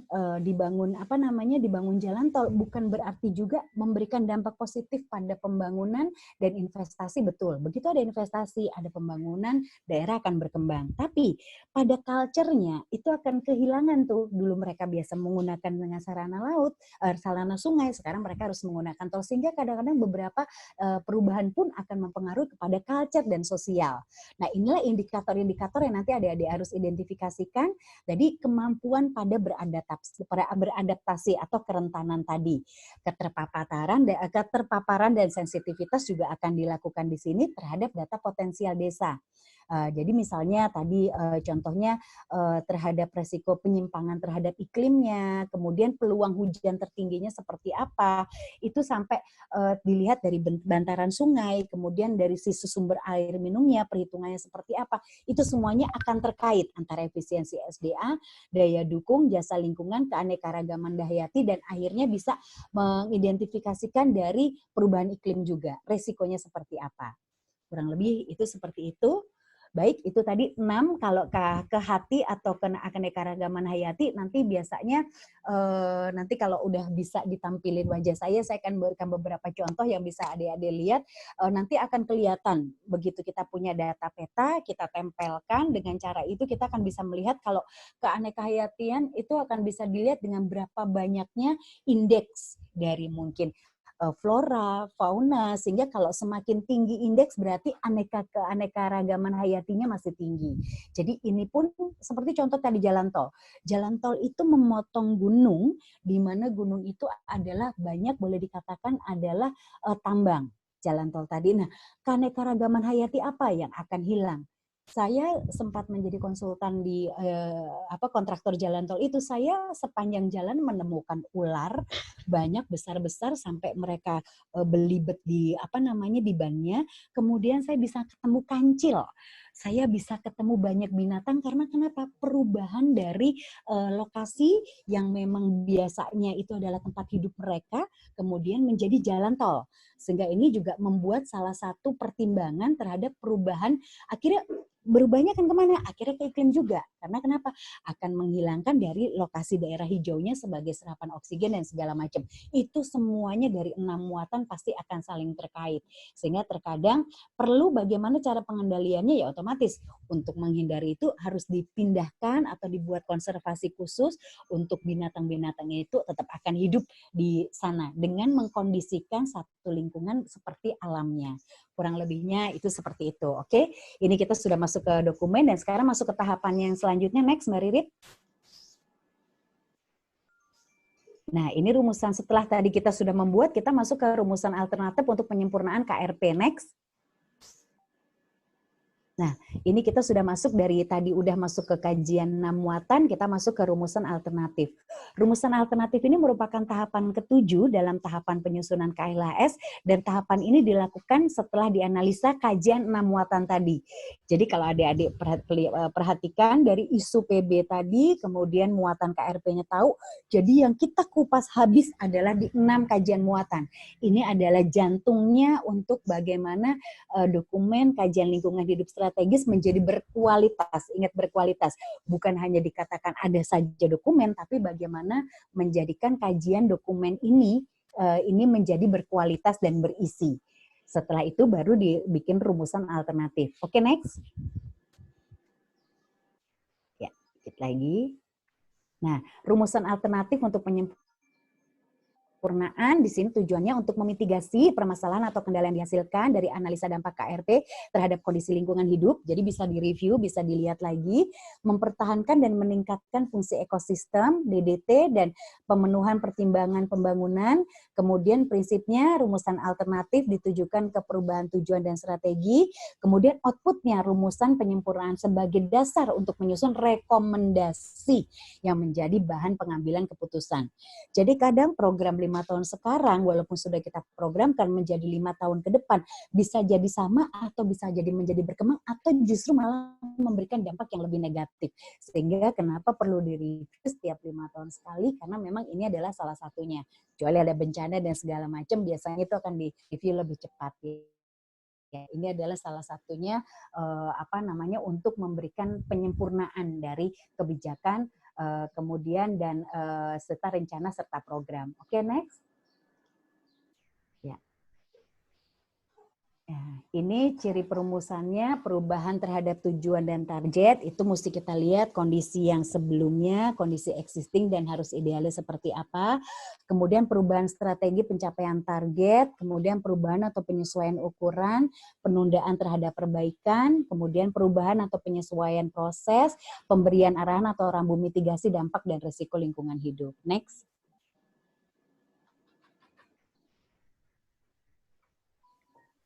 Nah, ini kemudian alternatif penyempurnaannya, manfaatnya bisa menjadi lebih besar, resikonya yang bisa menjadi lebih kecil. Ini adalah beberapa alternatif yang kemungkinan bisa memberikan alternatif untuk penyempurnaan, kemudian keselamatan, kesejahteraan masyarakat, mitigasi, dan juga risiko yang lebih efektif. Ini sudah dipastikan karena kita menjadi lebih detail, kita lebih menjadi konsen terhadap 6 muatan tadi sehingga kita bisa memberikan alternatif dalam penyempurnaan. Oke, next. Oke. Nah, kemudian rekomendasi penyempurnaan KRP setelah udah ada nih, ini yang tadi saya bilang masuk ke rekomendasi next. Ya, ini tadi sudah rumusan alternatif, rekomendasi. Rekomendasi itu merupakan tahapan ke-8 dalam tahap penyusunan KLAS. Dan ini adalah rumusan alternatif perbaikan dari masing-masing KRP. Ini yang tadi saya sampaikan, rekomendasi. Nanti saya ada beberapa, saya tampilkan ada contoh dari dokumen KLAS. Kalau bisa rekomendasinya nanti kita dari orang-orang lingkungan biasanya akan memberikan sampai menjadi detail. Kalau misalnya memang harus ada satu daerah kawasan, sepertinya harus penambahan air, nggak boleh mengambil air tanah, teknologi apa yang harus dilakukan, itu adalah menjadi salah satu menjadi salah satu rekomendasi yang bisa dituliskan di dalam rekomendasi, dan biasanya saya membuat di dalam form terpisah karena dari rekomendasi ini bisa tahu detail teknisnya sehingga nextnya menjadi program kita bikin detail engineering desain dari air bersih misalnya, atau DED tentang pengolahan limbah dari tinja misalnya, sehingga menjadikan arahan dan buku kuning mereka atau buku putihnya untuk dalam pengembangan program dan juga perencanaan. Oke, next, Mbak Ririt. Oke. Rekomendasi-rekomendasi. Nah, biasa untuk menyepakati perbaikan muatan kebijakan, kemudian tindak lanjutnya memformulasikan seperti apa, rekomendasi perbaikannya, baik materi perbaikan dan informasi jenis usahanya, outputnya rekomendasi terpilih selanjutnya akan diintegrasikan ke dalam dokumen perencanaan. Oke, next. Ya, batasan kebijakan, rencana, dan program. Yaitu KLHS ini bertujuan untuk memberikan perbaikan penyempurnaan KRP, dan oleh itu sebaiknya direkomendasikan harus membuat ketiganya. Berikut batasan KRP-nya. Kebijakan, arah dan tindakannya diambil oleh pemerintah, rencana hasil suatu proses, sementara program adalah instrumen kegiatannya. Oke, next. Nah, ini adalah contoh matriks yang saya coba sampaikan adalah rekomendasi dari hasil yang bersifat teknis analisis. Ini ilustrasinya KLHS-nya dalam tabel indikasi program bisa seperti ini. Mungkin bisa yang next, Mbak. Nah, ini bisa next ya. Ya. Ini perwujudan dari ini di sini adalah hasil KRP dari hasil perumusan tim RT RW-nya, kemudian yang di kanan adalah KRP hasil perumusan tim Pokja KLHS. Ini adalah integrasi hasil KLHS ke dalam tabel indikator KRP, RT RW dan RDTR. Mbak Ririt, ini akan saya coba conclusion-kan, mungkin boleh naik yang ada gambar grafik 11 langkah dari KLHS. Sebelum saya tutup nah ini nih boleh nih yang halaman 52. Nah, boleh ini deh. Saya coba. Baik, saya hanya mencoba untuk mengulas sedikit sebagai conclusion sebelum saya tutup dan saya tunjukkan contoh dokumen biar adik-adik kebayang. Jadi ini dari 11 tahapan tadi, identifikasi sudah dilakukan sebanyak-banyaknya berdasarkan dari konsultasi publik, kemudian juga berdasarkan dengan koordinasi dengan masyarakat dan isu-isu yang berkembang, serta juga adanya masukan dari kita ada konsultasi publik dan juga dari program yang ada. Dari situ kemudian isu dari yang strategisnya kita isu panjang dibuat isu pendek dan dikategorikan kebencanaan atau apa dan segala macamnya. Kemudian dibikin mana yang menjadi prioritas. Prioritas itu nanti akan keluar bobot. Sekali lagi adik-adik nggak usah takut gimana sih cara ngitung bobot, ada. Itu nanti bobot kriterianya juga ada, nanti bagaimana keluar angkanya, itu nanti semuanya ada di dalam panduan. Akan ada modul khusus untuk mengisi bagaimana dari kajian lingkungan hidup strategis ini bisa menjadikan satu dokumen. Ribet banyak, tapi nggak usah khawatir, sama seperti ISO, apapun yang kita lakukan mengidentifikasikan ada panduannya, ada acuannya. Dari situ mulai identifikasi materi muatan KRP-nya dan diuji silangkan dengan isu prioritasnya. Di situ akan kelihatan analisa pengaruh, dia evaluasi lagi, misalnya kayak pembangunan jalan. Pembangunan jalan, tahun ini akan ada pembangunan jalan. Sebelumnya itu memang sudah daerah itu adalah menjadi daerah yang misalnya daerah yang apa ya, boleh dibilang daerah ladang, kayak tadi saya cerita. Ladang akan membangun seperti jalan, apa yang harus diidentifikasi atau diulas? DDT. DDT pasti akan keluar perlu atau tidaknya jalan itu, adik-adik akan membutuhkan data dari daya dukung air, kemudian daya dukung pangan, itu biasanya akan dalam bentuk peta dan juga data. Setelah itu resiko pasti akan dalam bentuk tabel, resikonya seperti apa. Nah, jasa ekosistem lingkungan itu juga bisa dalam bentuk tabel ataupun peta, itu bisa keluarnya karena akan kelihatan daerah dari pelayanannya dan juga dari jasa ekosistemnya seperti apa, sumber daya. Nanti ini dari JE ini pertanyaan-pertanyaannya akan banyak yang keluar. Misalnya bagaimanakah juga dengan sumber airnya, sungainya seperti apa, ininya seperti apa, itu nanti akan ada form-formnya ataupun akan ada acuannya untuk banyak sebagai pertanyaan untuk mengisi ke dalam kolom. Sumber daya alamnya juga itu nanti bisa harus dikendalikan, perubahan iklim terkait dengan kerentanan juga dan juga keterpaparannya itu juga harus diidentifikasikan ke hati. Kolom yang hijau ini kalau Dede lihat ini adalah itu tadi saya bilang sebagai jantungnya untuk bisa menganalisa dari kajian lingkungannya apakah bisa divalidasi atau tidak dari program-program yang isu-isu yang dibuat atau indikator program yang telah dibuat. Jadi mungkin sudah terbayang kalau kita lihat apa ya artinya dokumen kajian lingkungan hidup strategis terhadap penataan tata ruang. Sepertinya ada satu yang kelewat Mbak Ririt. Boleh naik, boleh di satu slide lagi, naik coba. Sepertinya ada yang satu yang tadi kelewat. Oke. Ya, naik lagi. Oke, terus. Oke.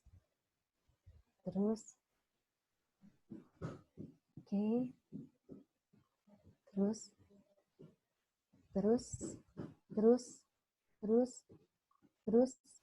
Nah, ini nih Mbak, turun lagi habis dasar hukum.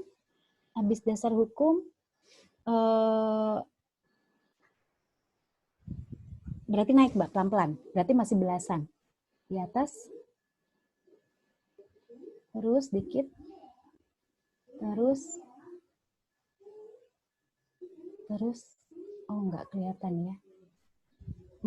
Berarti di bawah Mbak. Sorry. Di bawah. Halaman tadi udah kelihatan. Nah, ini halaman 22, betul. Halaman 22.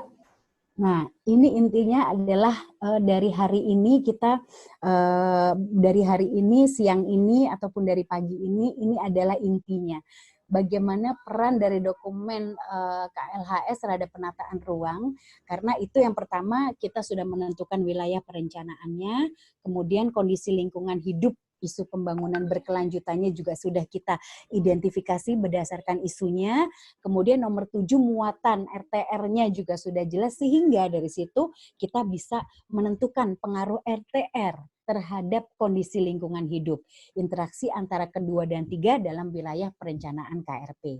Jadi mungkin dengan mungkin masih benar-benar menjadi satu yang baru dengar namanya KLHS, itu masih menjadi satu bayangan, tapi yang mungkin sudah pernah melihat, ya inilah kurang lebih bahwa begitu pentingnya antara pembangunan, penataan ruang yang berhubungan dengan ujungnya adalah pembangunan, kemudian pemanfaatan lahan, alih fungsi lahan terhadap kajian dari lingkungan hidup strategis, sehingga KLHS ini adalah menjadi instrumen bagaimana untuk mengendalikan agar penataan ruang bisa berkelanjutan dan pembangunan untuk anak cucu dan berkelanjutan sampai kapanpun. Ini adalah kaitan dan benang merahnya dari kedua hal ini. Mbak Ririt boleh ditunjukin yang PDF sebagai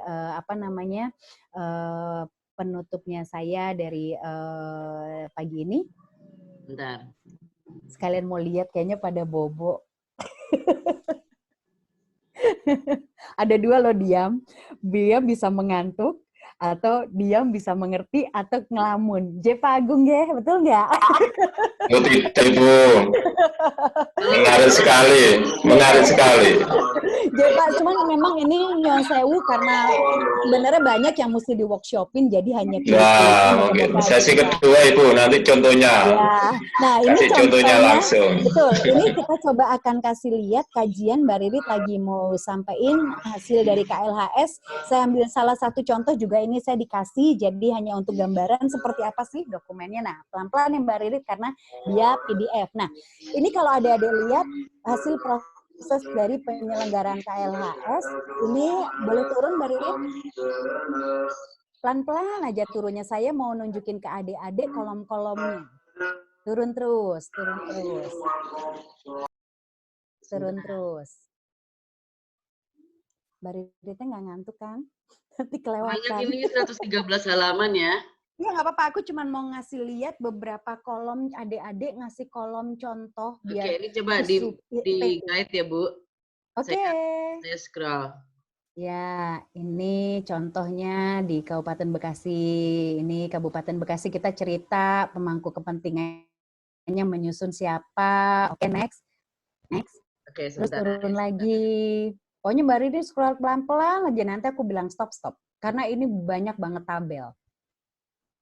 Ya, ini contohnya biar adik-adik sekalian baca. Kurang lebihnya seperti ini. Nah, ini kita bikin penyusunannya seperti ini.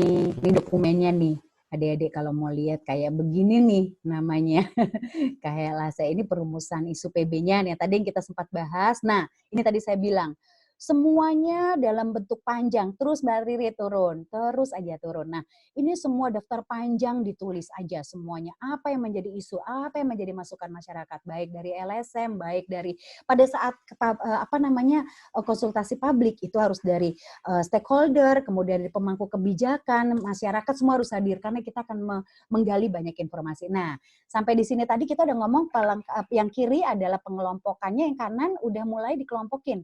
Air bersih boleh berhenti sedikit Mbak Ririt. Nah, kayak contohnya drainase isunya, isu panjangnya. Nah, isunya kita kategorikan lagi isu PB-nya menjadi drainase buruk dan adanya pendangkalan kali dan sungai. Ini adalah contohnya. Kebayang nggak adik-adik, isu panjang tadi dibuat menjadi isu pendek menjadi kategori. Jadi nanti ada kategori yang namanya drainase buruk, itu apa-apa saja, kemudian kebencanaan apa-apa aja. Oke, next, lanjut Mbak, turun lagi. Nah, ini alih fungsi lahan, berkurangnya lahan pertanian, oke. Terus, moga-moga mulai kebayang ya. Ini yang tadi kita bicarakan. Hasil identifikasinya, perumusannya akhirnya seperti ini.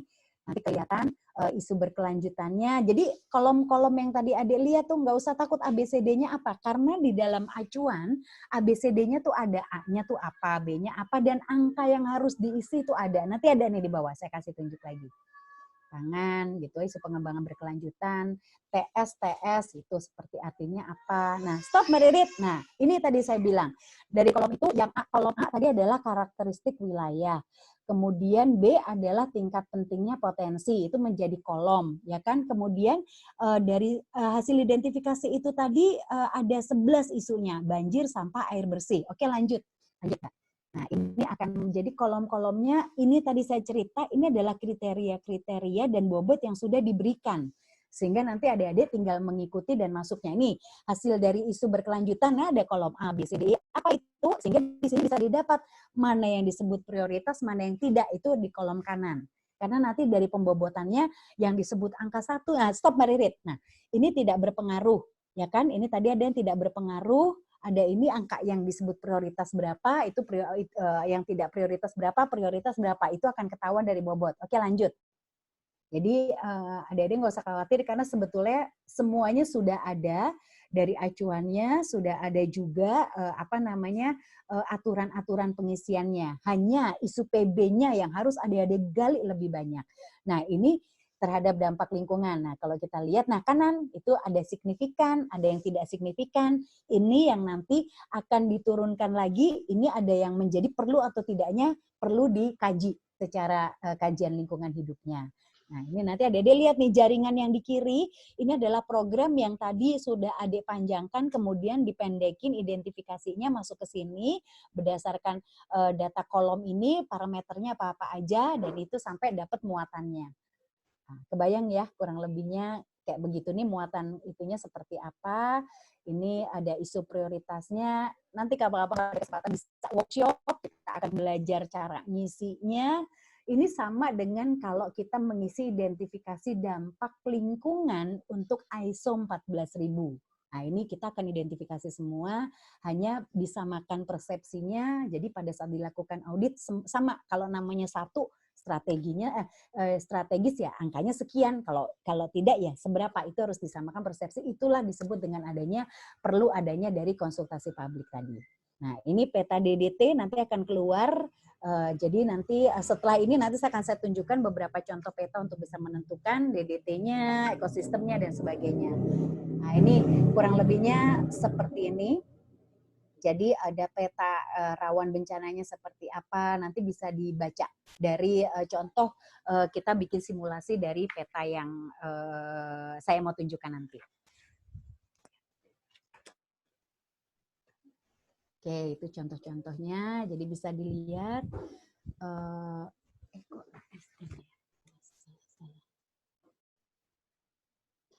Jadi ada pembangunan kereta, program pembangunan perwujudan, itu bisa dilihat. Saya pengen ngasih lihat yang di bawah itu ada yang panjang banget kolomnya, itu adalah dari hasil rekomendasinya.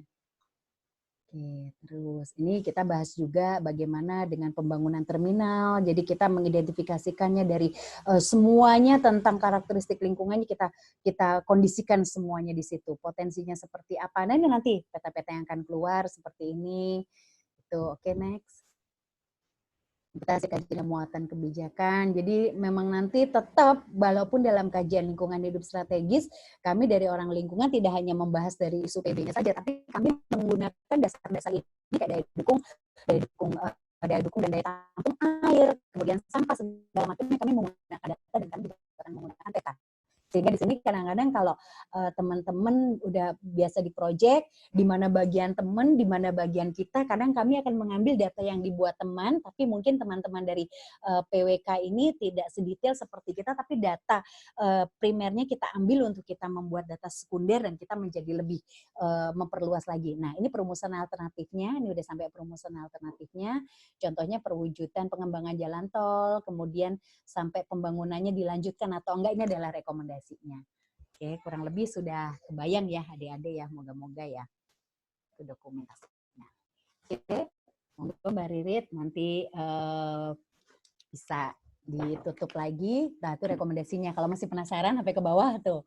Itu Jabodetabek seperti apa, ini adalah dokumennya, tapi ini yang kurang menurut saya adalah kita menambahkan satu kolom lagi yang isinya adalah rekomendasi terhadap teknis, karena itu yang menjadi lebih baik.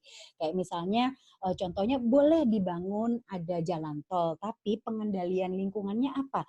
Pada saat pembangunan jalan tol itu misalnya adalah pembangunan bisa dilanjutkan, tapi untuk meminimais dari resiko apa sih dari jalan tol? Emisi. Kemudian banyaknya pohon yang hilang, kehayatian yang tidak ada. Caranya bagaimana? Mereka harus melakukan uji. Minimal 6 bulan sekali, uji emisi, uji kebisingan untuk warga. Karena itu menjadi satu komitmen bahwa dengan adanya jalan tol tetap kita menjaga. Kemudian kita juga tes juga uji emisi untuk apa? Kita mengetahui berapa banyak karbon dioksida yang dihasilkan dari kendaraan yang itu, sehingga banyaknya juga pohon yang harus kita tanam untuk menyerap racunnya. Itu sampai ke sana. Dan juga binatang-binatang juga kalau itu sudah hilang, kita harus bikin tindakan ke konservasi dengan cara apa? Mereka membangun konservasi dan menanam berapa juta pohon. Itu misalnya salah satu menjadi rekomendasi. Gitu ya kurang lebihnya. Oke. Baik. Oke, selesai. Tip, ya saya mau tunjukin, mungkin bisa ke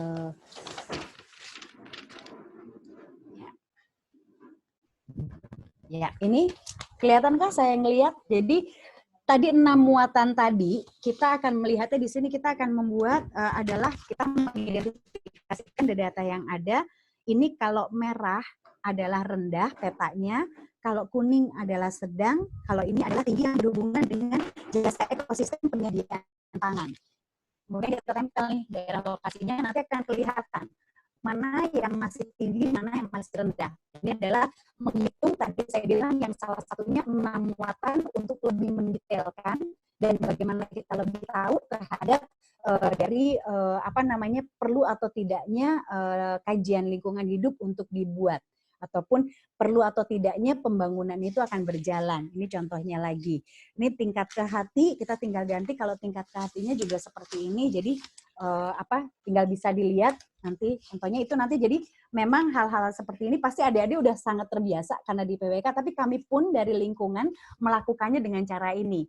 Karena kenapa? Kita akan tetap membutuhkan data, dari survei tetap dilakukan, dari hasil survei adik-adik, teman-teman PWK, kami olah, mungkin adik-adik hanya sampai sebatas data itu, kami akan mengambil data itu untuk bisa lebih menggali lebih lanjut terhadap kebutuhan 6 dokumen tadi. 6 muatan tadi, dari 6 muatan tadi, itu adalah hati dan intinya, sehingga akan ketahuan seperti apa dokumennya untuk bisa menjadikan rekomendasi.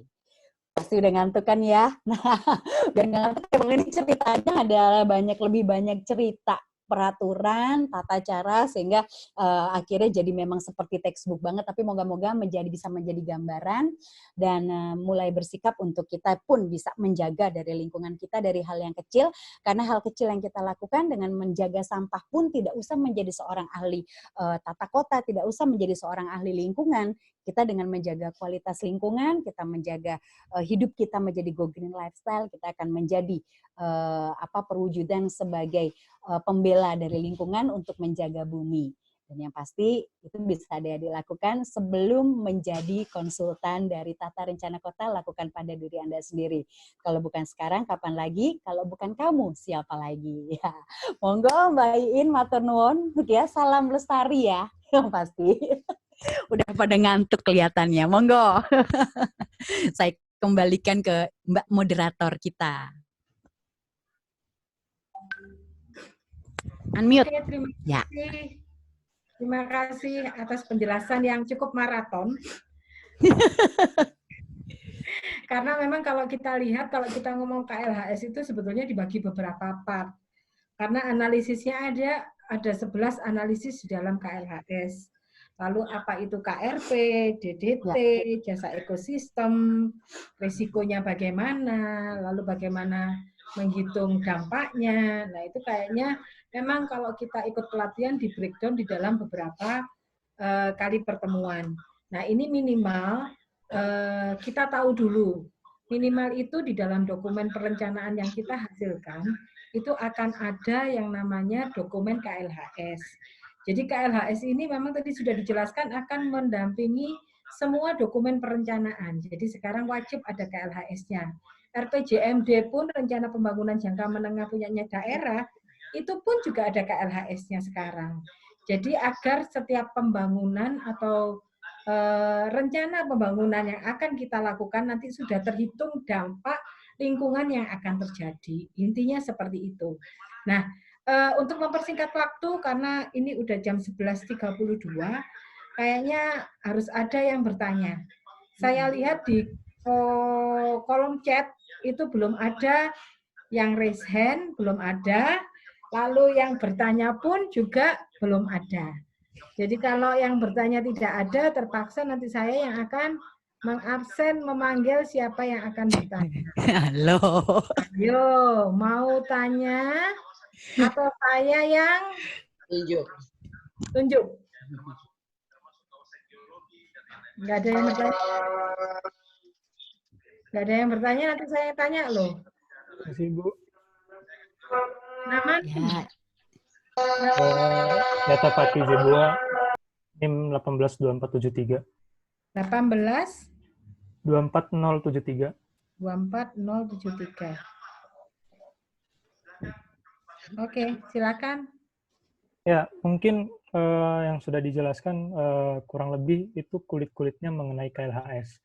Nah, mungkin kita sebagai yang di bidang perencanaan wilayah kota, kita kan lebih sering berkaitan tuh sama rencana tata ruang, itu kayak RT, RW, RDTR, dan sebagainya.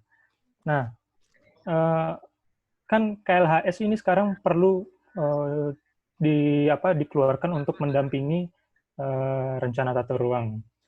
Pertama yang mau saya tanya, seberapa kuat sih pengaruh KLHS itu terhadap rencana tata ruang? Terus yang kedua, apakah KLHS ini dikeluarkan setelah rencana tata ruang itu sudah dibuat? Lalu setelah sudah keluar rekomendasi yang dikeluarkan di tiap yang ada di KLHS tadi, nah itu kan hanya istilahnya berupa rekomendasi, dijalankan atau tidak dijalankannya nanti tergantung program pemerintah bagaimana yang melaksanakannya. Nah, untuk sampai sejauh itu ada nggak perannya KLHS untuk tetap mengontrol? Terima kasih. Baik, thank you Yafat. Mungkin langsung bisa disambung. Ada yang 3 resen ini. Jadi Krisna dan Sheila. Sheila dulu ya. Sheila silakan. Iya Bu, saya NIM 1924032. Saya ingin bertanya. Nah, sekarang ini kan sedang terjadi kerusakan lingkungan. Nah, kerusakan lingkungan ini berpengaruh terhadap perubahan iklim. Nah, perubahan iklim ini menyebabkan dampak yang cukup merugikan. Bukan cukup sih, sangat merugikan bagi bumi kita. Nah, untuk mengatasi dampak ini, itu sudah ada berbagai macam metode dan solusi yang diusulkan baik dari pemerintah maupun dari LSM. Nah, saya ingin bertanya, Bu, bagaimana efektivitas dari metode dan solusi-solusi yang sudah ada sekarang terhadap perubahan iklim ini? Terima kasih. Baik, dilanjut sama Krisna. Silakan Krisna. Nama saya Krisna, NIM-nya 1824017. Nah, yang ingin saya tanyakan, tadi kan Ibu sudah menyebutkan pernah menemukan bangunan yang belum ada izin lingkungannya. Iya. Nah, bagaimana kalau misalnya setelah dikaji dan dianalisa, bangunan tersebut tidak memenuhi standar untuk diterbitkannya izin lingkungan? Nah, tindakan selanjutnya dari bangunan itu apa ya, Bu? Gitu, Bu. Terima kasih. Baik, kayaknya nggak perlu saya ulang atau saya ulang Mbak Nana untuk pertanyaannya? Atau langsung dijawab? Yang pertama boleh. Yang pertama tadi kalau salah koreksi ya Mbak ya. Yang pertama tadi adalah seberapa kekuatannya kajian lingkungan hidup betul. Ya KLHS terhadap itu. Yang pertama memang itulah tadi kadang kita dari orang lingkungan hidup kadang bersama dengan PWK, saya dengan Mbak Iin juga sering diskusi, tapi kadang juga mungkin punya banyak beberapa yang tidak sepaham antara lingkungan dan juga PWK. Kemarin juga sempat dikatakan ini nih gara-gara ada KLHS nih dokumen kita nggak kelar-kelar, sempat begitu karena ini kan baru di 2009 ada beberapa kasus dah. Sementara seberapa kuatnya sekarang inilah karena menjadi amanah, ini mau nggak mau memang wajib harus dilakukan. Jadi sekarang kenapa sih ini kan baru amanah di tahun 2009, makanya saya udah sering banget nih ketemu sama Mbak Iin karena memang ini menjadi satu amanah dan suatu kewajiban. Jadi bagaimana seberapa kuatnya itu sangat kuat sampai dikatakan saya pernah ada kasus bahwa mereka sudah menyelesaikan sampai peta, itu begitu kita susun, mungkin terkait dengan jawaban kedua, dengan pertanyaan kedua, itu begitu kita lihat ternyata daerah tadi nggak bisa dipakai untuk keperluan yang dalam perencanaannya.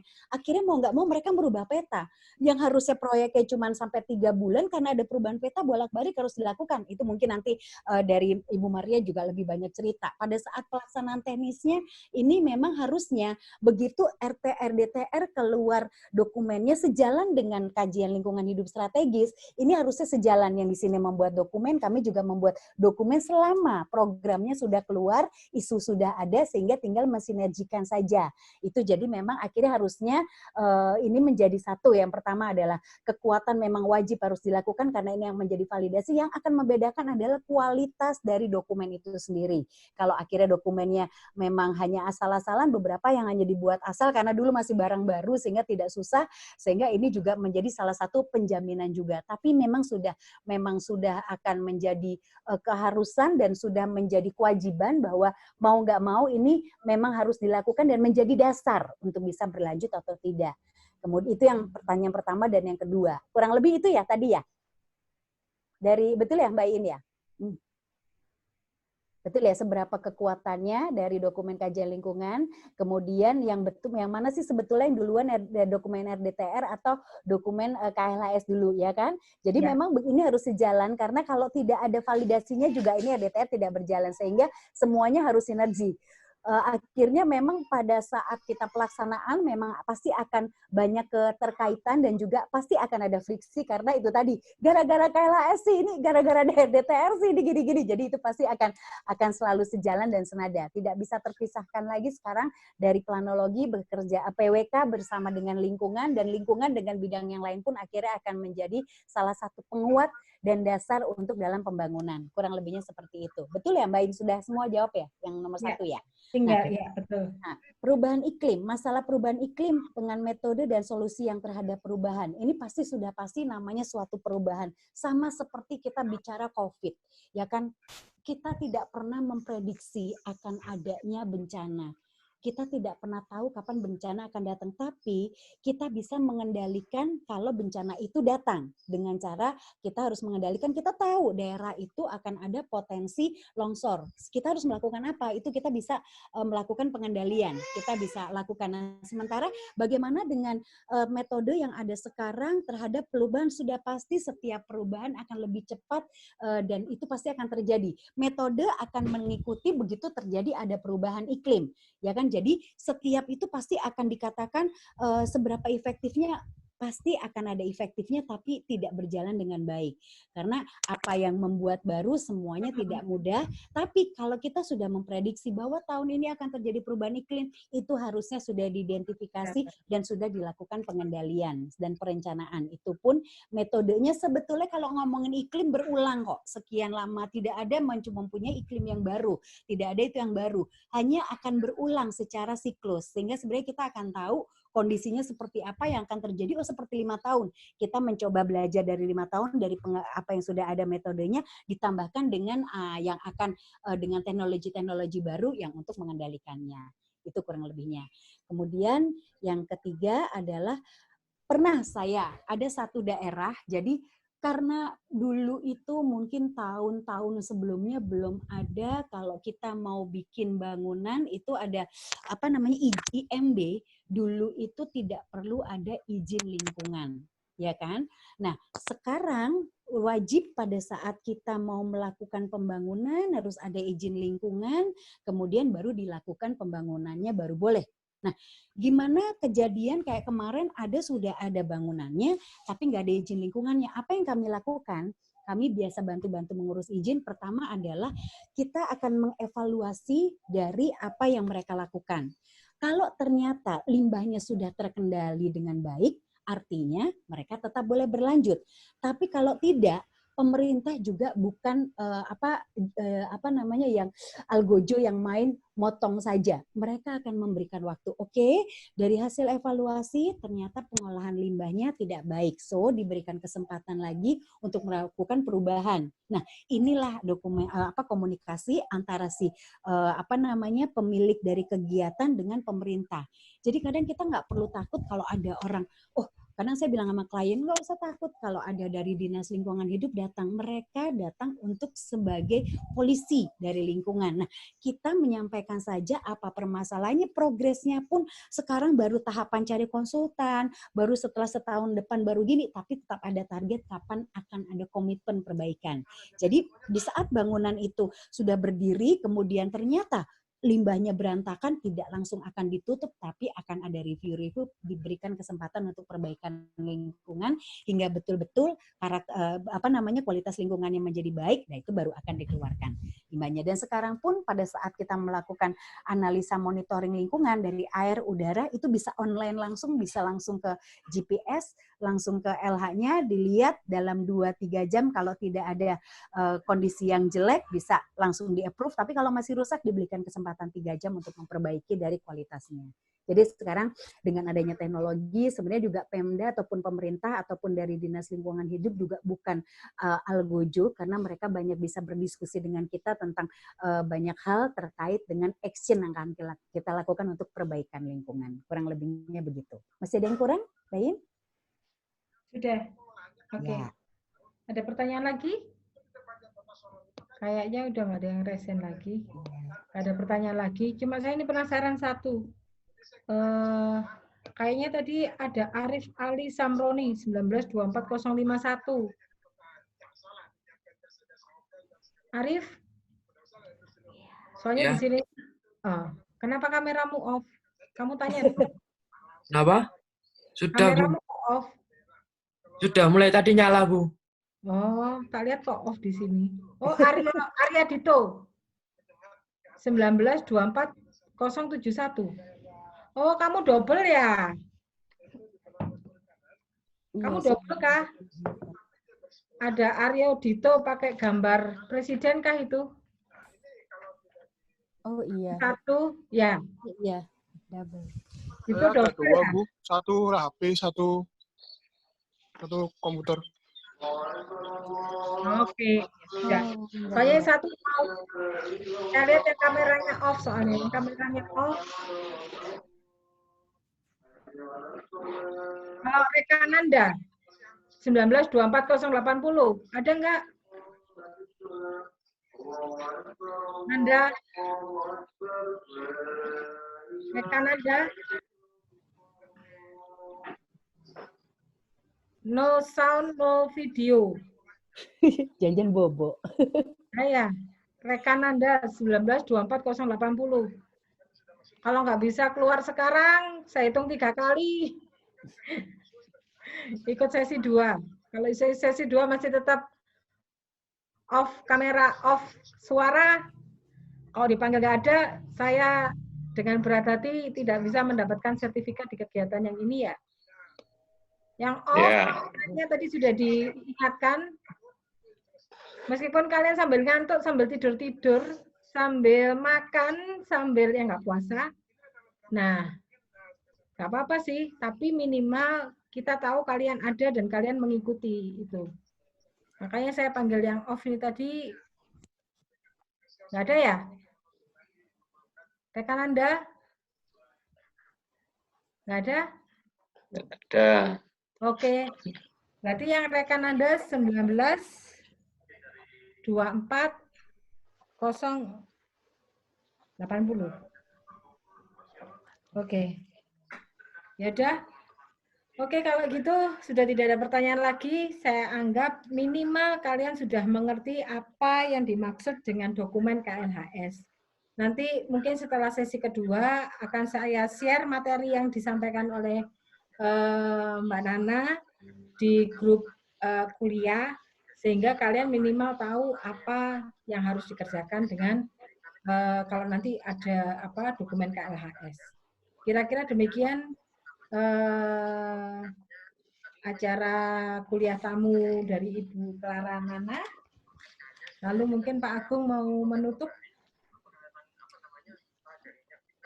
Ya, makasih. Anak-anakku semua ya, tetap semangat, jaga kesehatan, selalu tetap di rumah atau di tempat kos. Terima kasih Bu Clara, Bu Ririt, Bu Maria. Anak-anakku sampai ketemu nanti kalau nanti kalian akan memanfaatkan ini tentunya kalau sudah kerja praktek ya, kerja praktek nanti kalau ada dapat proyek KLHS kalian jangan takut ya. Kalau ada kesulitan lah tanya ke pakar-pakar yang ada di sini ya, seperti ini. Saya rasa seperti itu, sampai ketemu lagi pada sesi berikutnya. Terima kasih untuk semuanya. Sehat selalu. Terima kasih banyak Pak Agung.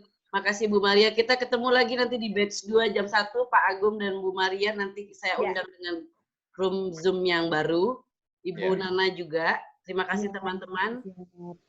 Mengenai sertifikat nanti Bu Maria yang akan monitor lewat recording juga bisa Bu. Nama-namanya kan kelihatan nanti dari recording Zoom-nya.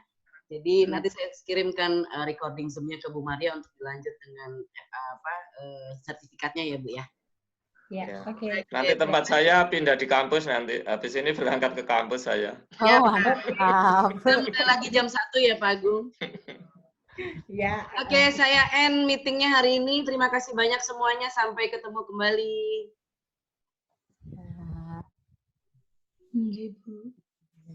Sama-sama, Bu. Ya, sukses semua, sehat. Makasih, Bu, semuanya. Tetap Makasih. di rumah, Bapak. sama-sama. Terima kasih Bapak Ibu.